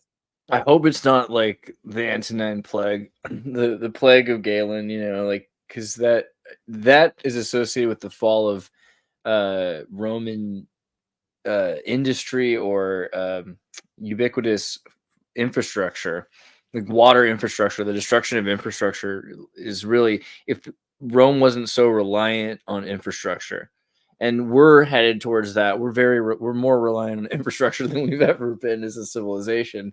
So I can only imagine where we're headed is more infrastructure. And if that were to be solar flare or something turned off, then that would be the kind of thing that would lead to a plague of Galen. We are reliant on a lot of infrastructure from even the 1950s through the 1970s. And so much of that infrastructure, unfortunately, has not been maintained as well as it should have been. So there, of course, have been comparisons made between how much progress we've achieved in the realm of bits versus the realm of atoms. And thinkers like Tyler Cowen, Mark Andreessen, Peter Thiel have said, our progress in the realm of bits has been impressive. Indeed, what we're doing today is a prime example of that. Our progress in the realm of atoms since the 1970s has been lackluster, and we do have bridges and roads in poor repair in this country. We have gas lines that are exploding because they're poorly maintained. So we need to reverse that. We need to restore that momentum that ambitious vision and drive that existed in our culture relatively recently, even as recently as the mid 20th century, when the US built massive hydroelectric dams, or the interstate highway system, or the space program.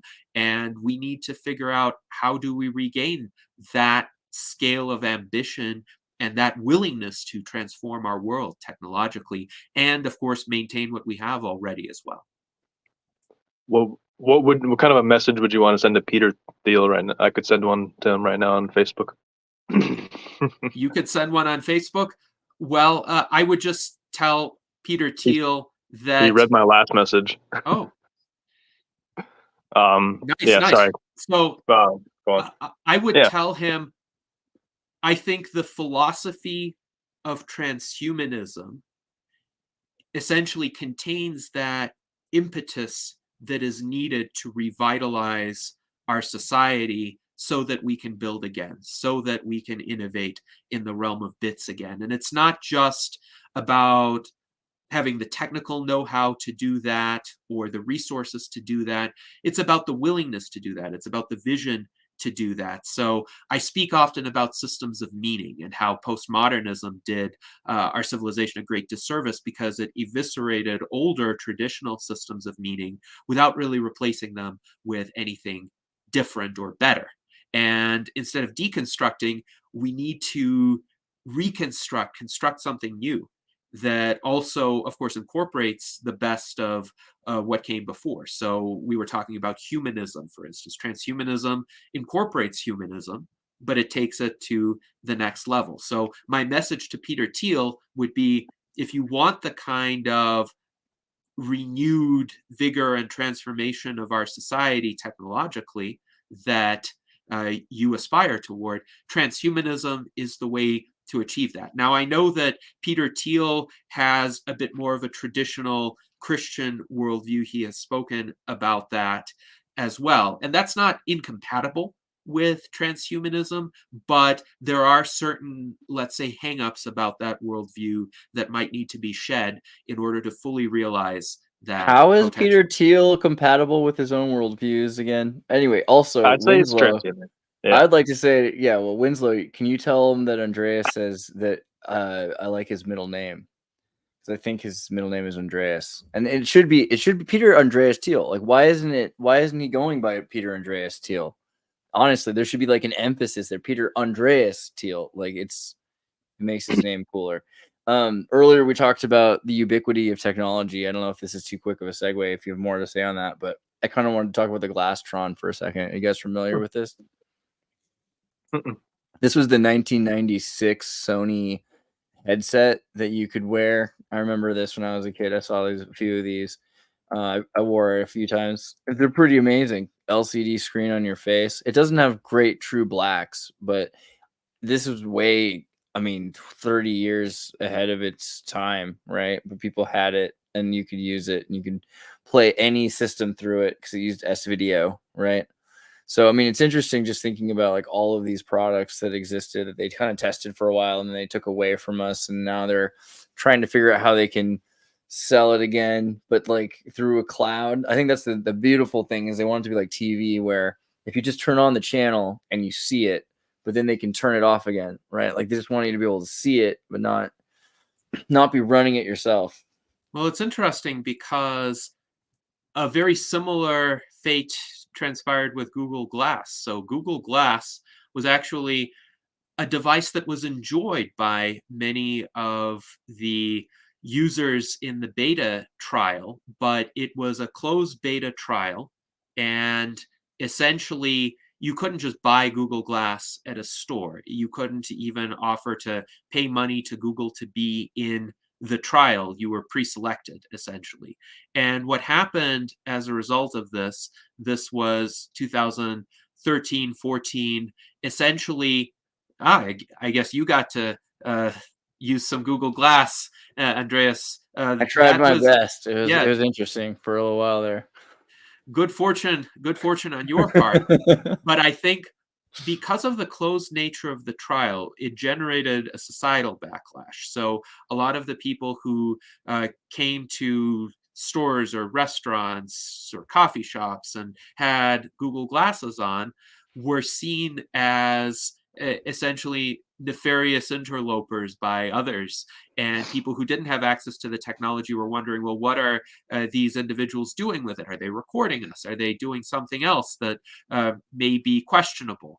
And because they didn't have access to that technology themselves, that created a kind of jealousy, a kind of us versus them perception.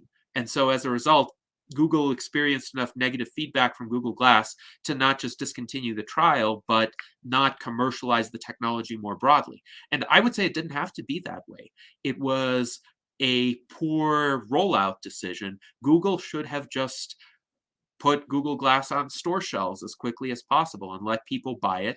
And those people who were skeptical about it would still have the opportunity to buy it and try it out and perhaps find some redeeming or even addictive features about Google Glass, addictive in a good way, of course.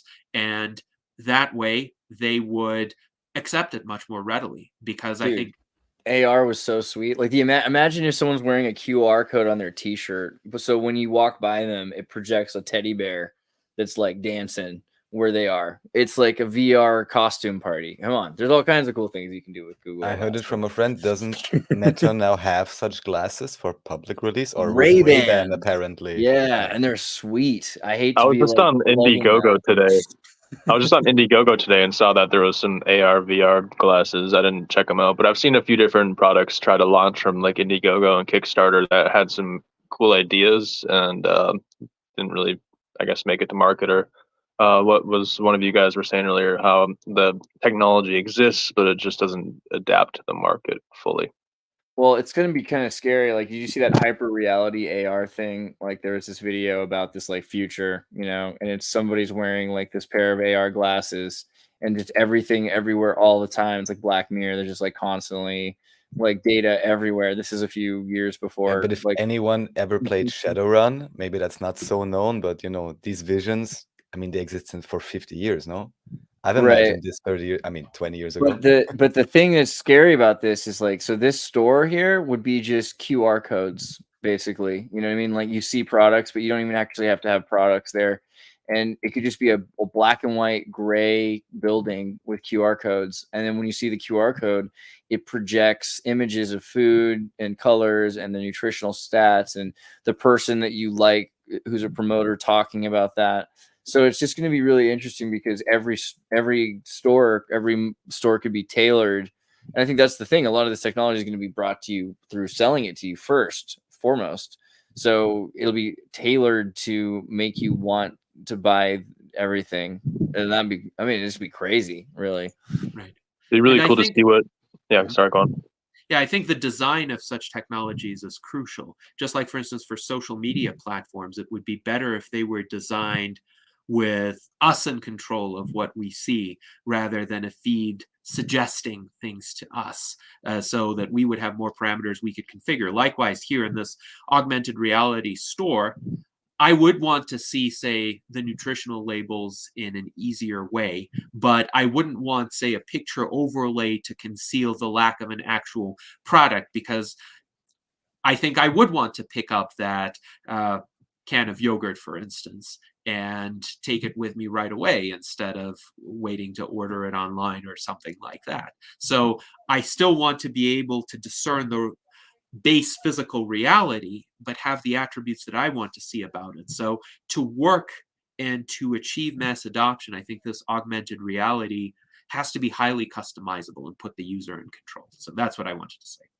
Are you concerned though? I mean, like what I was saying about this being like a consumer product, like if they can sell it, they'll sell it. If they can't, if they're worried about not being able to sell it and then people using it for free, they seem to discontinue the product before it becomes open source. Do you think that that's happening, or is this going to be okay? We're going to be okay.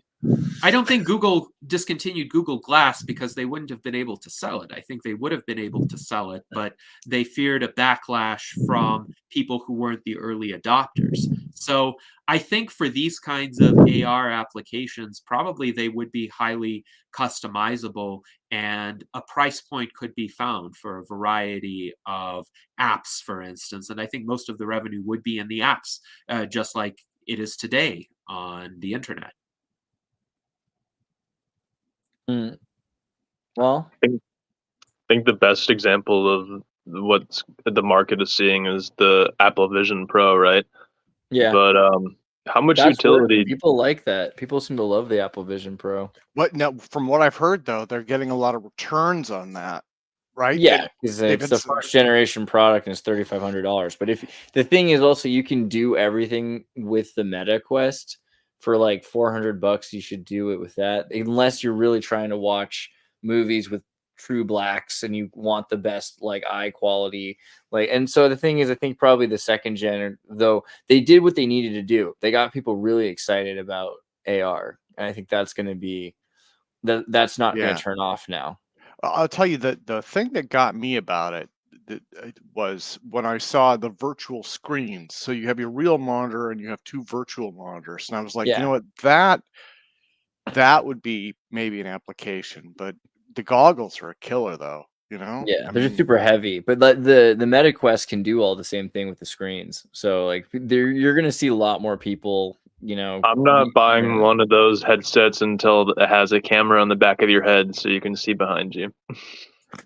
Well, it's interesting too, because I think the aesthetics matter a lot. So a lot of these 1990s or early 2000s devices, they did have a degree of ability to immerse people in virtual reality or augmented reality, but they were also very visible and sometimes appeared clunky. Now, I don't mind that kind of high-tech appearance, but a lot of people would.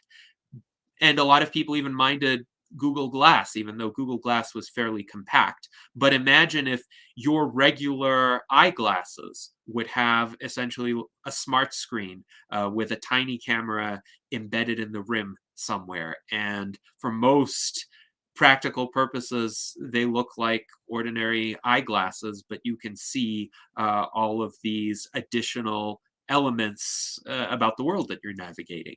I think from an aesthetic standpoint, that will be a lot more appealing to many people. Just like I would say, even a lot of body modifications that humans will undertake in the coming decades, they're not going to look overtly cyborg-like. There are already people who have artificial limbs. There are already people who have embedded hearing aids. There are already people who have artificial organs. And yet, from an external appearance standpoint, most people with these enhancements or devices try to look as ordinary as possible, as typical of their society, without really drawing a lot of attention to these augmentations. So I think that might also be the path that these future technologies will follow. Raph, what are you afraid of? What, afraid? I know, I wanted to say it as I'm not generally as afraid. possible because it just sounded fun that way. What are you afraid of? No, but you know, just like think about transhumanism, and you're really into human. You said at the beginning of this you wanted to make sure that we talked about preserving human nature, right? I think Janai kind of just started to hit on that. Not even necessarily a human nature. So the one thing which we're not gonna get into, I was almost thinking, Andreas, if I want you to have you pull up what's his name, Joseph Justice Scaliger, and then ask Gennady if he can guess what his father's name is. But we can save that for another time. Also, the main thing, because generally, again, I agree with life extension, quality of life, health. It's all great. I just think even by now, we have a whole array of therapies, substances, and so on that would work in a way, frequencies, whatever, that simply, how would you say, supercharge or whatever the natural system we have. And the human system is very complex. And I just think it's a very long way to go, no matter how much AI horsepower we throw at it, until we really understand, whatever protein folding and the actual interactions between these billions of molecules within ourselves. So I think, well, my own approach, let's just put it like that, is just to use things where I can see they actually work in unison with my natural system already installed, because I think it's actually very capable, but just because of all the factors we discussed, the system cannot work properly. So for me, it's not so much about replacing things or whatever, but really understanding the human system as a whole, and then just see what inputs can I change in the environment. And then probably you will need very little actual, biotech, grafting an organ or injecting stem cells if your body, who knows what your body can actually do by itself if given the proper support, let's say. So I think that we can just go a route with a lot less cyborging, a lot more reliance on the system we have, and just not misuse it. And then I believe we can achieve a lot of what maybe many others would want to achieve with, heavy alterations and surgeries and crazy hormone therapies. I don't know what. Yeah. So. And I think that's a fine attitude to have for about the next 20 to 25 years of your life, actually, because that could get you through that time period of your life in good health, especially because in one's youth, most of the systems of one's body are functioning well or well enough that it's more of a risk to try to tinker with them too much than it is to follow essentially basic healthy lifestyle practices. So this is essentially the opposite of what many financial advisors suggest people pursue with their investments. Like they say, if you're young, you may feel freer to invest more aggressively because you can afford to lose a bunch of money and still earn it back. If you're older, you should be more conservative to keep what you have. But in terms of healthy living practices, it's actually the opposite. The younger you are, the more you have to lose through some sort of, let's say, ambitious experimentation. So trying to keep the system as a whole functioning within decent parameters is probably the best course of action. But the older you get, of course, the more the degenerative conditions of old age catch up with you. And then sometimes without an aggressive intervention, you might be dead or you might succumb to some serious health problem. So it actually makes sense to take more risks and pursue more experimental treatments as one becomes older. The good news is if people who are relatively young today keep themselves in good health for the next 15 to 20 years, chances are by the time they get to the point where experimental interventions are worthwhile for them, some really promising and efficacious interventions will be available. And this is where we need to advance the science, we need to advance the technology. And yes, do all of the healthy living approaches that you think will work.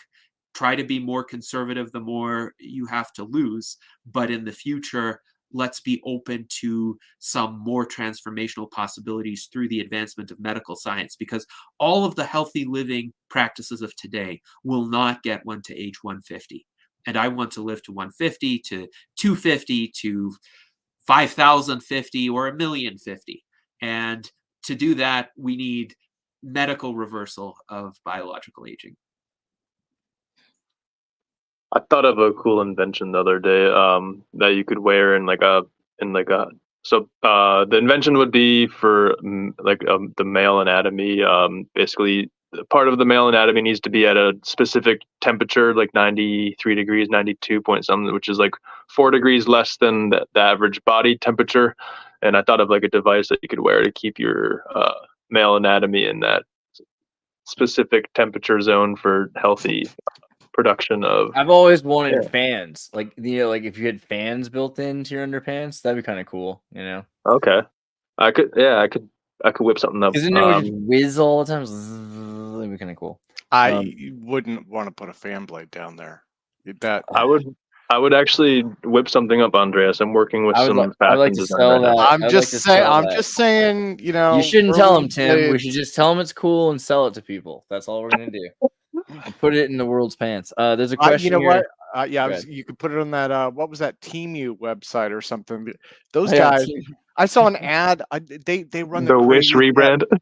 Dude, the I hypno mafia from China is real. Temu is amazing. Like they I really s- figured out how to control people's minds. And, yeah. I saw one for it was like 1 micron thick men's boxer shorts. They held it. It's like saran wrap boxers. Graphene boxers, all right. You know, That's it's awesome. always like really late when you're on Facebook when those ads come on, and I was just like, who buys this? Why would I buy this? You know? Tempting. Yeah, You're tempting yeah, me where right can we now. buy graphene? Does anyone have a cell phone graphene? I know a guy who knows a guy. Stefan asks, is the purview of the goals of the transhumanist party limited to life extension, age reversal, or is there an eye towards multi-generational epigenetic triggers that beget Nephilim immune to age debuff? I think that's kind of a D&D reference there, but you know what I mean? Like, do you know what he's trying to say? What do you think about Yes, that? I think I know what he's trying to say. So first of all, on a more proximate note, look up the Transhumanist Party platform at transhumanist-party.org/platform. There it is. And you can see how far-reaching it is. So it's definitely not just limited to life extension. We have something to say on most political and economic issues of our time and of the future. Also check out our Transhumanist Bill of Rights version 3.0. You can see it on the sidebar here for some of our ideas about how a future society would desirably treat sentient entities. But the premise of the question, I think, is about essentially engineering a kind of greater resilience to aging so that essentially a future version of the human species doesn't succumb to aging or other kinds of diseases. Is that possible? I think eventually it would be possible, but it would be one, sequential and iterative process to get there. And two, it would take more time because that would require actually a sufficiently comprehensive understanding of metabolism that we could re-engineer the metabolism to run more cleanly. And we don't have that kind of understanding yet because metabolism is extremely complex. This is where the damage repair approach that has been put forth by Dr. Aubrey de Grey is so important because what we can do is reverse some of the harmful byproducts of metabolism that accumulate over time. And that would buy us enough time. And hopefully the progress of technology would accelerate in the meantime, aided by AI. So again, this is where my conversation with Tim about the technological singularity comes in. But AI systems can help to develop future AI systems, and we'll have increasing amounts of computational power and intelligence at our disposal to understand these complexities and solve these challenges. So could it be that in the future we will re-engineer our bodies to not succumb to aging in the first place? Maybe. I would put that on a time frame of centuries, though. I would like to see in the next few decades the kind of advance that would enable us to live for centuries. And that is what we in the Transhumanist Party are focused on. Okay, I have a question, but it's also kind of a curiosity in the sense of if you've heard of microfluidics, it's the process of creating computers out of organic tissue. There's two organizations that are on the cutting edge of this technology. One is in San Francisco, Tempo Bioscience, and the other one is Johns Hopkins University. Tempo Bioscience is working with neurons, and Johns Hopkins is working with liver cells. I believe that potentially attaching those microfluidics to AI machine learning models to figure out what it is to be a cell, right? Like what it is to experience being a liver, because the liver digests or liver filters all these different things out, and the neurons are what it is to be a neuron. Maybe there's a connection there, and that could be the singularity. I don't know if you've heard of these things, microfluidics, or these two organizations, but yeah, if you know anything about that, I'd love to hear it. Well, heard of it to some extent, the idea that computers could be biological, for instance, that they don't have to have, for instance, silicon components in order to work as computers. It's definitely an emerging area, and it's a fascinating one. And to some extent, our cells, our neurons, are all biological computers. They just work on somewhat different principles from the artificial computers that we have created, but there could eventually be a convergence between the two. So this also raises the question, could an artificial intelligence, or say an embodied artificial intelligence that can perceive the world, interact with it, have consciousness the same way that we biological entities do? And I would say that's possible if there are structures that are analogous to our biological structures out of which consciousness emerges, then this would be consciousness in a different substrate. So likewise, could you have the functions of a computer in a different substrate, in a biological substrate? I think that's a possibility as well. I look forward to seeing how that field advances.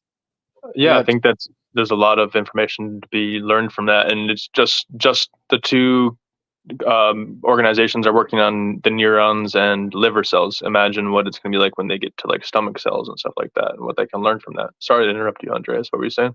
No, I'm sorry. I'm just gonna say I was curious also what you guys all think, including Raph, on this idea of this post-human, from transhumans to post-human, where we've achieved this goal of being able to, have most of the things that made us human without so many of the obligations of the genie, like death and things like that. And are you afraid of losing something like in the honorability of death, or do you think that there's some kind of aspect of humanity that you're worried is going to be lost in the process, that you think you're worried about losing? I don't think we would lose anything that's worth keeping about our humanity. And this is why I actually don't use the term post-human, because I think it tends to kind of shackle the human to our limitations rather than our positive attributes. So what are our positive attributes? Our ability to use reason to understand the world, to solve problems, our creativity, our imagination, our variability to perceive and experience the world in all of its richness and its possibility. That will remain. It's also been said that it's part of human nature to overcome limits, including the limits attributed to human nature. So is that post-human if we've succeeded in that to some extent? I don't necessarily think so. Now, some people might say, well, it might be a matter of our biological DNA, for instance. If we somehow transition beyond our human DNA, then are we human anymore, even if we're the same individuals? And I would say we actually have to be very careful to ensure that any transfer of our minds or our persons to a different substrate actually preserves what I call the I-ness, which is our direct conscious vantage point upon the world. And I have an entire essay about this called "How Can I Live Forever? What Does and Does Not Preserve the Self?" So I think that is important to think about. But if you do have an entity that looks and walks and talks and thinks like a human and is conscious, but is in a different substrate, is that a human? Does that entity preserve the essence of our humanity? I would say quite plausibly, yes. But I think for many of us, we may choose to remain biological humans, just indefinitely long-lived, very durable, very capable biological humans who don't suffer from the same crippling limitations that humans today and humans historically have suffered through. Can I play devil's advocate to that quickly? I guess someone who would be in the opposition of that viewpoint would bring up the point of generations and how they change, and how generations kind of counter rebel against the previous generation. And like, I guess you could see pop culture and like movements around like the hippie movement and like the culture movements. I wasn't alive during these times, so I can't attest to them, but I guess some people would bring up those. Do you have anything to say to those kind of people? Well, my question is that necessarily a positive development? Like, was the rise of the hippie counterculture necessarily positive, at least on net? And I would question that. But even if there were positive elements to it, it is not required to throw out the old to introduce the new. That is to say, people will have different formative experiences just based on where and when they were born and they grew up, and there will continue to be new generations of humans. We're not proposing to outlaw reproduction. Indeed, there would be novel possibilities for reproduction, like ectogenesis, essentially artificial wombs. And as a result, we'll have many more generations coexisting and interacting with one another and contributing their respective experiences, their respective perspectives. I actually have an experiment a kind of thought experiment that I ran on Facebook about marbles and life extension, where I use an analogy, essentially, marbles of different colors representing different generations, and essentially what happens in a situation where every generation dies, and what happens in a situation where some specimens of each generation remain. And I'll share this post internally. Andreas, if you want to show it, feel free. But the idea is essentially you have a lot more diversity.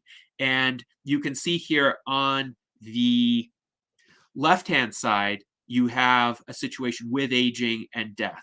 On the right-hand side, you have a situation without aging, and some specimens will still die from environmental causes. So there will be still some death for a while, even in a situation where aging is resolved. But you can see over the long term, there's a lot more diversity on the right-hand side. There are many more different generations coexisting, even if you keep the population constant, even if you assume that the reproductive rate slows down with each generation because there's some sort of fixed constraint. I actually don't believe that.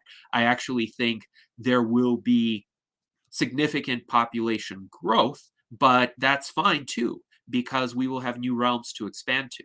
We will have new ingenious minds who are able to harness the raw materials of nature in a way that is both more sustainable and more beneficial to the human species, just as we have achieved with technological progress throughout our existence. So this is just an example. If you want more diversity of generations, then we should overcome aging. Raph, you have any thoughts on the human condition on that level? And do you think that there's... So I like what Gennady said about this whole question, how to preserve the eye or the perspective or the consciousness, especially when you get into more advanced biotech or nanotech, or especially transferring your consciousness to a chiplet or bio machine. This would be relevant. The simple question, and I cannot give the ultimate answer from my current perspective, but the real question is if this I you are speaking of is not already immortal and eternal in some way, shape, or form. And if that is the case, this would, of course, be the whole argument for, in a sense, reincarnation, whether here or elsewhere. Because the other thing I thought about when you mentioned all of that, I was like, yeah, it sounds cool, live long and, prosperous society, all of that, overcome all of this, maybe in a few hundred years, or have a regular lifespan. And if that is correct, just reincarnate on the next plane where all of these things are already set for, But this is maybe then, brings in this whole question, what is this experience really for? What is it about? And again, agreeing with you on the terms of, let's say, living long and prosperous, and Balkan saying, yeah, the real question again is it really necessary in that sense, or is it not? Are not many of the things that individuals are seeking through these technologies already given? On the one hand, just natural things we already can do now, or technologies we can use now. And the second point being, if our consciousness is actually eternal, then at least I don't need to worry about needing to extend my life in this incarnation. You see what I'm saying?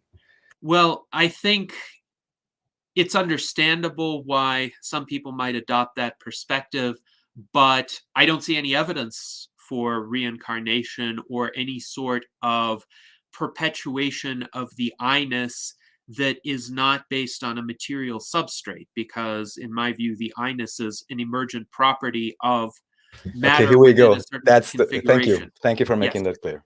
Yes, but you know, reincarnation is one of the cultural coping mechanisms that I have identified in response to death. So the idea that your being somehow survives the death of the physical organism is essentially a means to comfort people, a means to lead to some sort of acceptance of the status quo. And again, historically, that's understandable. And a lot of, especially Eastern cultures, use that as the recourse. A lot of Western cultures use some sort of idea of an afterlife as that recourse. But if one is just assessing the evidence in a sober manner, I don't think there's much evidence out there to place reliance on that, even if one is agnostic about it. I mean, even One the should say- reincarnation argument is that you don't have your memories. So, like, the I-ness is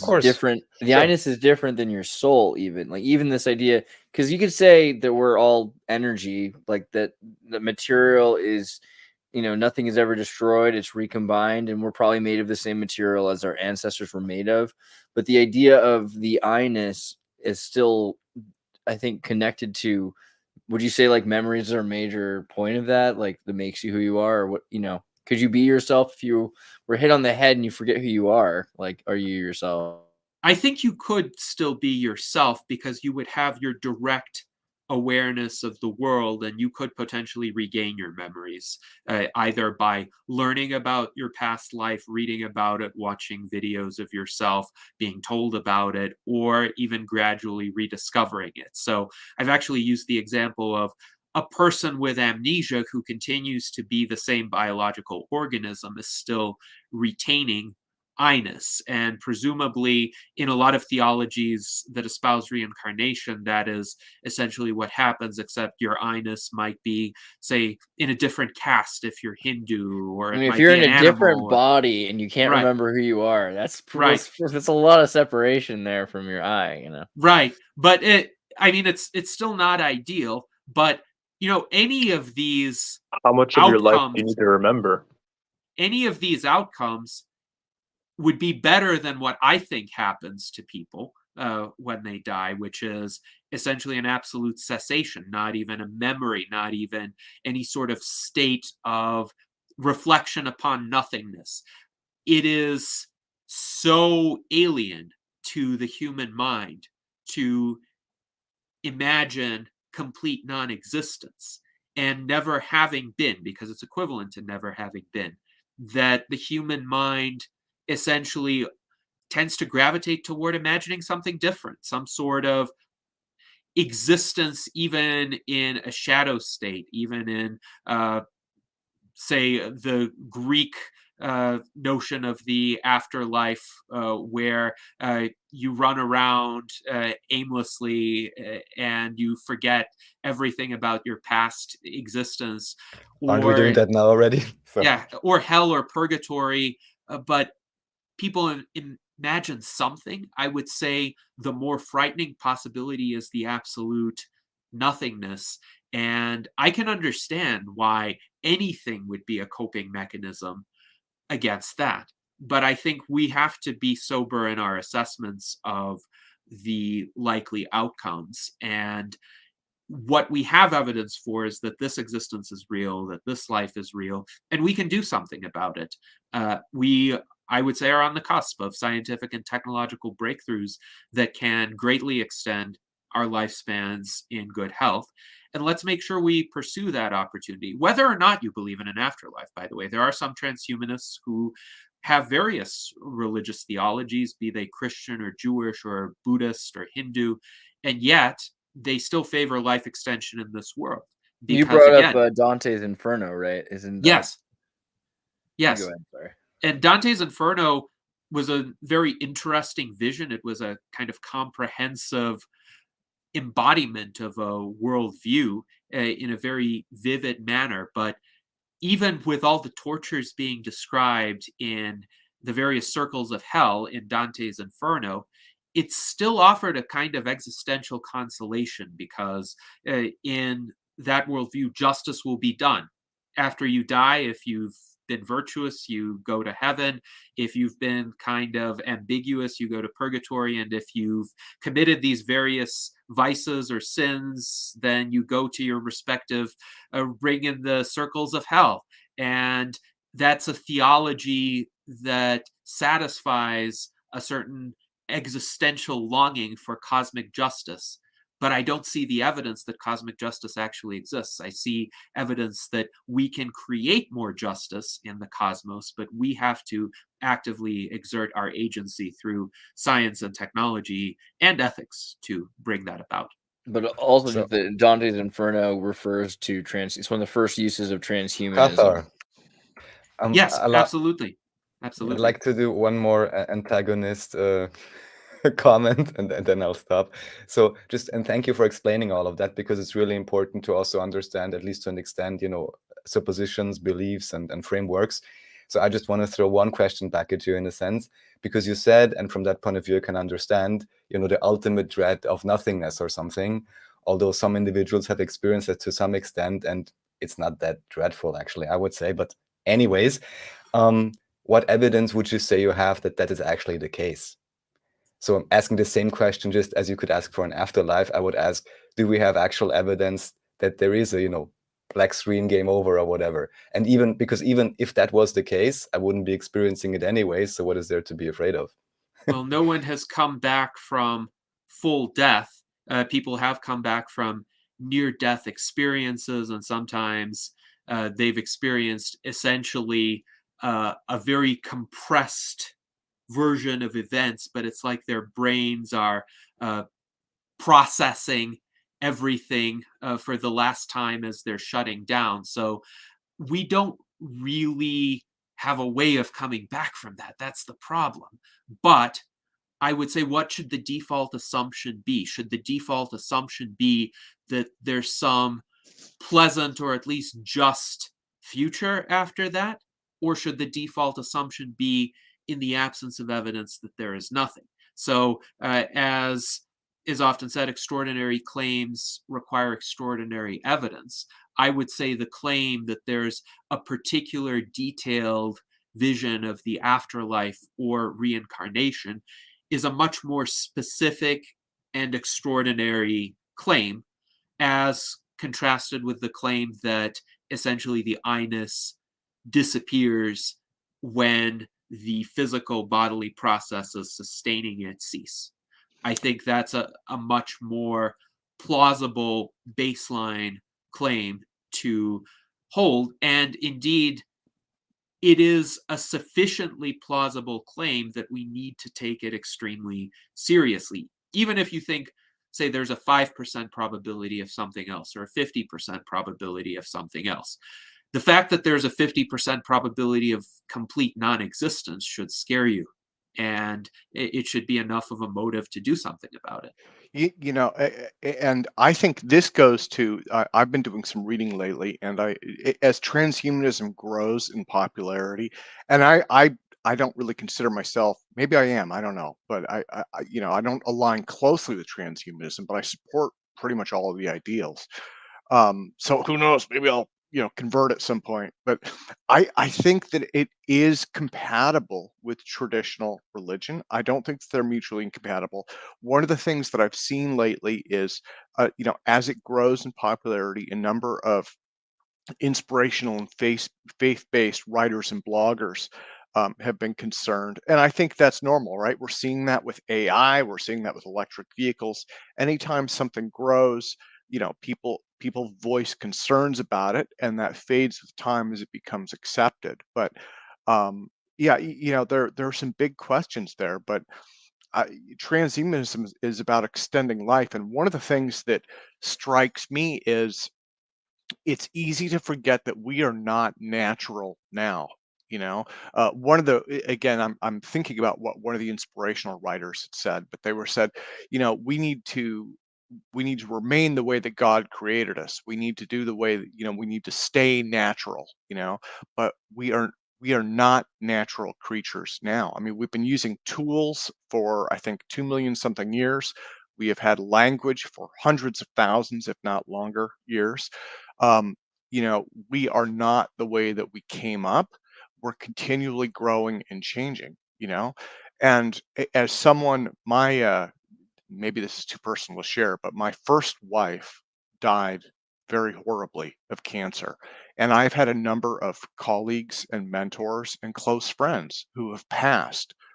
And, you know, for anyone who has gone through those things, one of the things that I have seen with a lot of people who are into life extension is that they are touched by an event like that, you know? And I know in my case, it is. It's any kind of treatment that could prevent that from happening, that could extend human life, right? That can keep the people that we love with us. For me, that is the ultimate act of faith.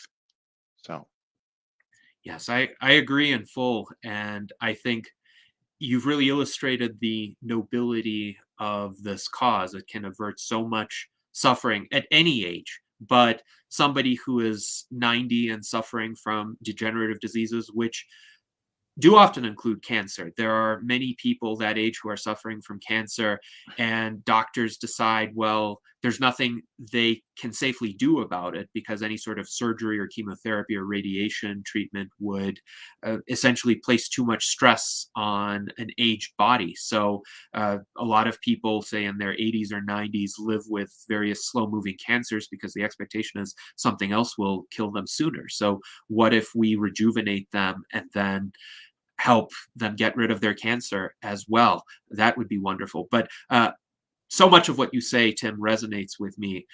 It is possible to be religious and be a transhumanist. It is possible to believe in an afterlife or reincarnation and be a transhumanist. The only premise that one needs to accept in order to be a transhumanist is that more life here in this world is also better. So I met a Christian gentleman at RadFest back in 2018. RadFest is the largest conference on life extension in the United States, and RAD stands for Revolution Against Aging and Death. So this individual clearly was there as a supporter, but he and I got into a discussion about theology and our respective beliefs. And I am an atheist, by the way, and he is a Christian. And he said, well, some of these, let's say, more far reaching hopes that I expressed as an atheist transhumanist, he disagrees with because of his theology. But I asked him, well, would you want to live to be 200 years old in good health? And he's a Catholic. So I asked him, would you want to do good works as the Catholic Church teaches you should during all this time? And he says, yes, yes, I do. So I reply to him, then we are aligned. And essentially, for the next 130 years or so, we are going to be moving in the same direction so that you could live to be 200 and do all the good works that you want to do. And then we can talk again and see if you want to live longer past that point in time. And hopefully you will. well, Yeah, but if you don't, then you're able to. If you just stop doing the treatments, you start to fade off, right? So that's the other thing. Yes. So much of this is framing. I think a lot of it is framing and context, and that's why it just takes time for people to understand and accept and realize the way that this fits in. But I just dropped a link in chat, and maybe it's not a good idea to put that up because I haven't verified it, but that is supposed to be a list of various faiths that don't like medical care, don't allow some or all medical care. And again, I cannot vouch for that The list, but science one, yeah, Christian Science and all that, yeah. but what had me look that up was you guys have seen this. There have been a couple of pretty famous cases of children who have died from easily treatable conditions where the Mhm. parents' faith didn't allow medical care, right? And and the parents have said, well, God wanted to take the child at that time, okay? And the rest of society, which is also very faith-based in many ways, said, well, no, that's easily fixable, right? I mean, and so, you know, it's the problem is one of the arguments against these things, people who get afraid of them are looking at the extreme examples, but we already extend the lives of people regularly, people with diabetes, people with heart conditions, people with all sorts of internal organ failures, right? These are normal, natural, I mean, well, they're Well, it's not expected. natural. It's They're normalized. expected. They're Yeah. normalized medical But procedures. it's totally fine to extend someone's life to, by 20 years, but by 200 years, for some reason, that's where people I- start to freak out because you're not saying they're immortal. I mean, you can stay alive until you basically want to die if we take control of things. I mean, I don't know. You seem skeptical, Raph. Look at that face. Look at that face. No, I'm not skeptical about that at all. All I'm saying, or my somewhat issue with the whole the premises, I almost want to bring up the med beds, the whatever CGI images and whatever they're supposed to do, is that it's always pushed off into the future. And I may say how I've phrased this according to YouTube community standards.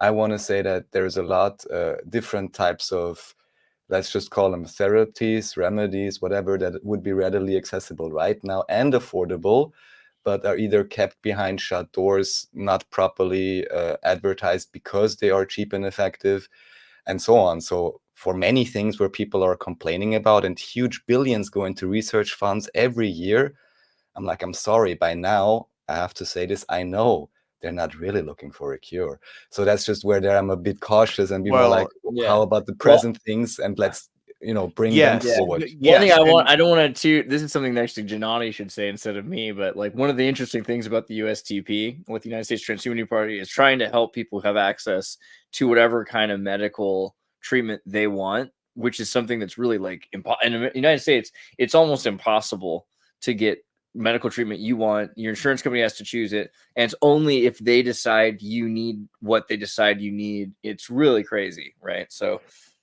yes, and absolutely, we are advocates for patient choice, and we want people to have the freedom to pursue the kinds of medical treatments that they think will work in their particular situation. We support a greatly expanded right to try. So now the Federal Right to Try Act technically allows terminally ill patients who have like less than 6 months to live to get access to experimental treatments, except the pharmaceutical company has to also agree, and their insurer often has to agree, and that's difficult. So we favor a greatly expanded right to try, similar to what Montana implemented last year, which would essentially allow people who aren't terminally ill, who wish to have access to drugs that haven't gone through the full FDA trial process, to do so.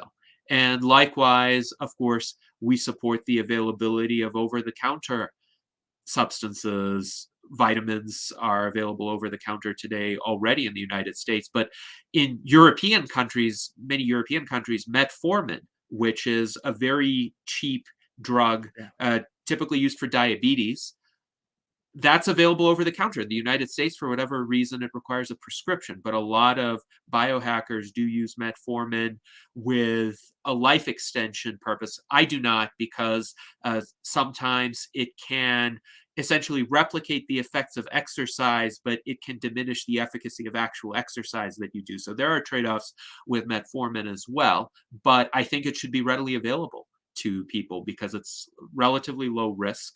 And if people wanted to maybe try to modestly extend their lifespans, or at least if they have type 2 diabetes, to manage their diabetes, they should have the right to have access to it. Yeah. And the right to try is also what in California led to medical marijuana. So there's a lot of examples actually of homeopathic or organic medicine being connected to this. It doesn't have to be pharmaceutical companies. And in fact, right now, pharmaceutical companies sometimes might be part of the reason that it's being kept, because if they have a monopoly, then this would or the right to try would break the monopoly of these organizations that have a relationship with the FDA.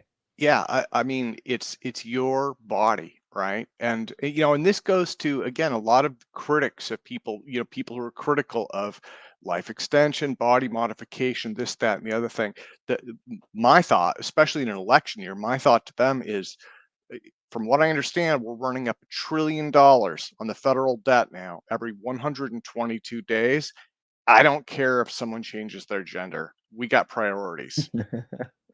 Trans doesn't see, this is the thing. Body modification doesn't mean body piercing. Transhumanism doesn't mean transgender. It's always every time, but Exactly. And I agree with what you both said. Essentially, the budgetary savings to any sort of meaningful biological age reversal would be huge, because the vast majority of medical costs, including publicly funded medical costs, occur in the last several years of life, because people are at that point essentially fighting a losing and very expensive battle. But it is biological aging itself that renders people exponentially more susceptible to various conditions like cancer and cardiovascular disease and dementia, Alzheimer's disease. So if aging were reversed, the prevalence of all of those diseases would plummet and the budgetary savings would be enormous. So the fiscal case for reversing aging is considerable. And yes, Andreas, it is absolutely correct that transhumanism is not the same as transgenderism. We support people's freedom, morphological freedom, to do what they please with their bodies. Oh, and I'm but sorry, I was using that. That was an example. I wasn't trying to say they were the same, but yes, of course. It flags my ear. It's not your fault. Right. I understood your meaning very well, Tim, but I agree in terms of the culture war issues, like who gets to use what restroom. I actually think that too is an issue that could be transcended with applied rationality and better design of systems. Like the single-use, single-occupant restrooms solve that entire problem, and you don't need to fight the culture war anymore, and everybody is better off, and everybody has more privacy. And likewise, I think it's important to look for constructive solutions, win-win solutions that use technology, that use better infrastructure, better institutional design to help everyone live a better life, to help everyone live the kind of lives that they would favor. Well, and you know, Gennady, to your point, so I had just read that the average age range for the baby boomers, which is the largest cohort in our democracy, right, is 67 to 77 years old. 77, I believe, is the age at which they start to pass in large numbers. And so, you know, that's the largest group in our society. And you're either in that or you're caretaking people in that, which is where I'm at. I'm 48. I'm caretaking boomers. So, you know, and for folks who aren't caretaking yet, they will be probably soon. Yes, indeed.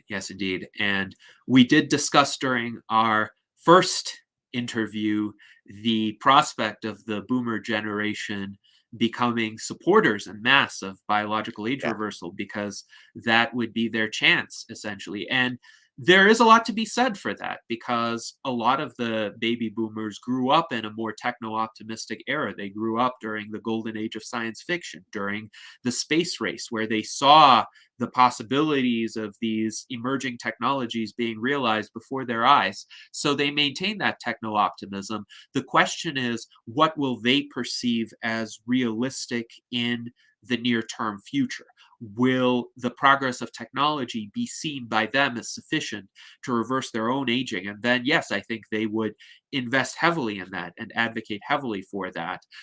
There is, of course, the paradox, and Bill Falloon, who is a prominent life extensionist, will often provide presentation slides. Every time he presents, he shows the next crop of multi-billionaires who have died, sometimes at fairly advanced ages, but they were not supporters of biological age reversal. And he keeps asking, well, why did these billionaires not invest more of their money into prolonging their lives? And often it's a set of factors, but one major reason is they don't perceive that it's realistic, and they think the most impactful thing that they could do is just take care of their assets and leave as much as possible to their heirs. But how will the aging baby boomers perceive the situation? I think that's up to us as advocates to show them the possibilities and to convince them that they have a fighting chance as well. Truth is a collection of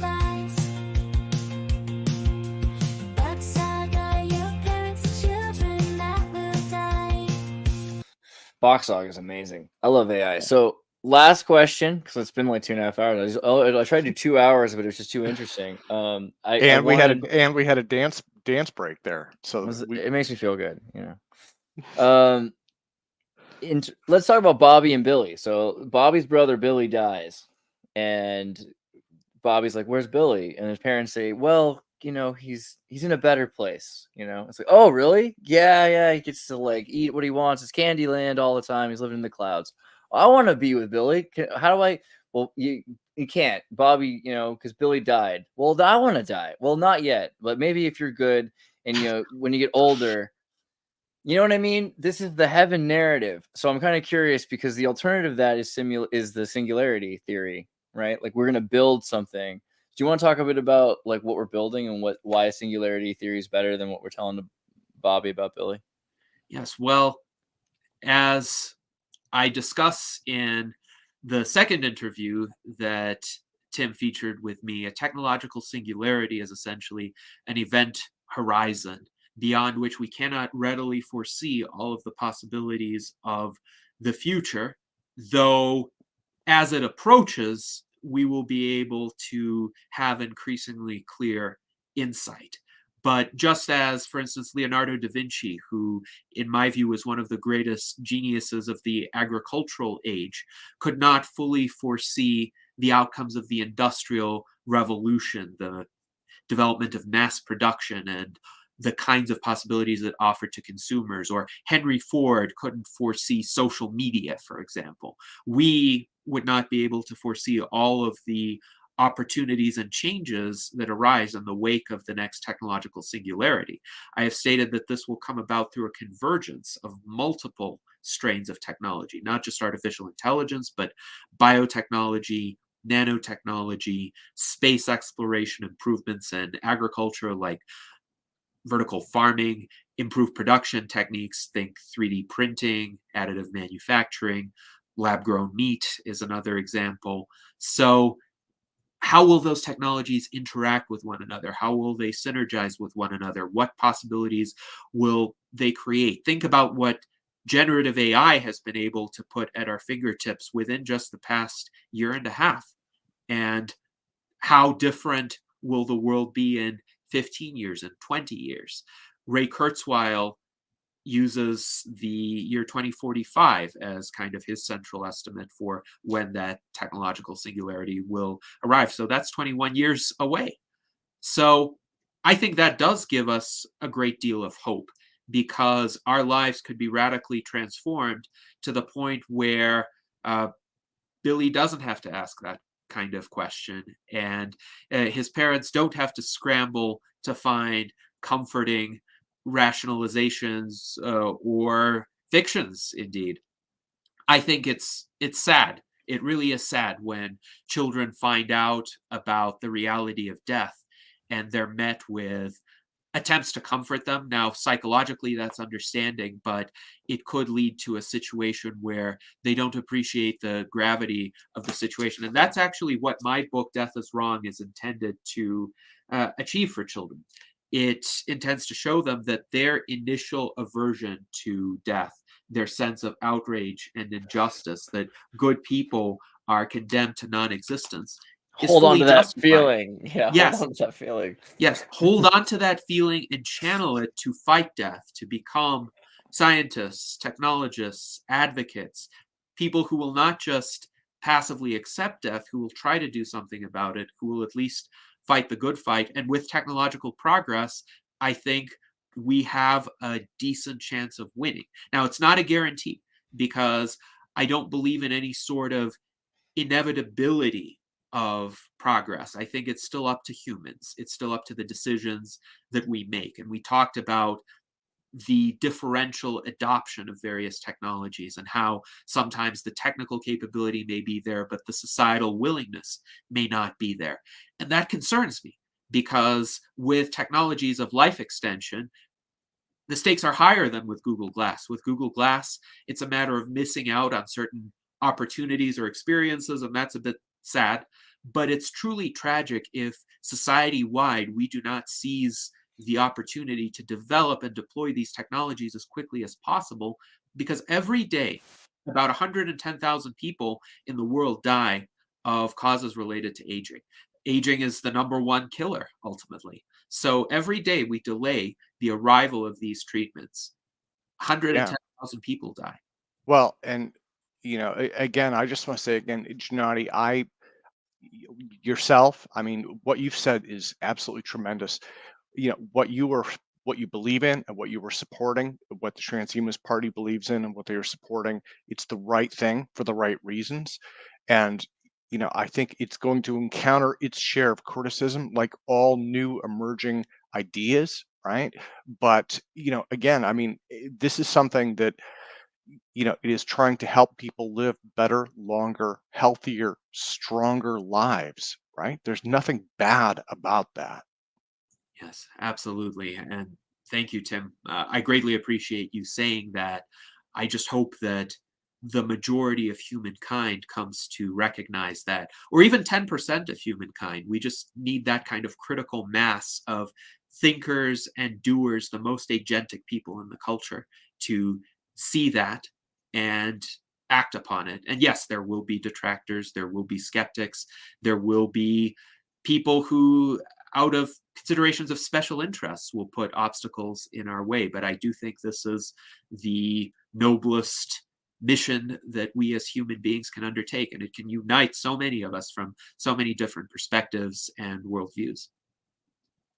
Epic. Well, I want to make sure everyone takes the time to check out the Transhumanist Party. Make sure you guys go to the website. It's a lot of different subjects. You'd be surprised all of the ways that this can be, in a practical sense, approached in our lifetime. Right now, we can be making decisions, and I think it's interesting how much we're all very different people that have. Oh, wrong button. Sorry.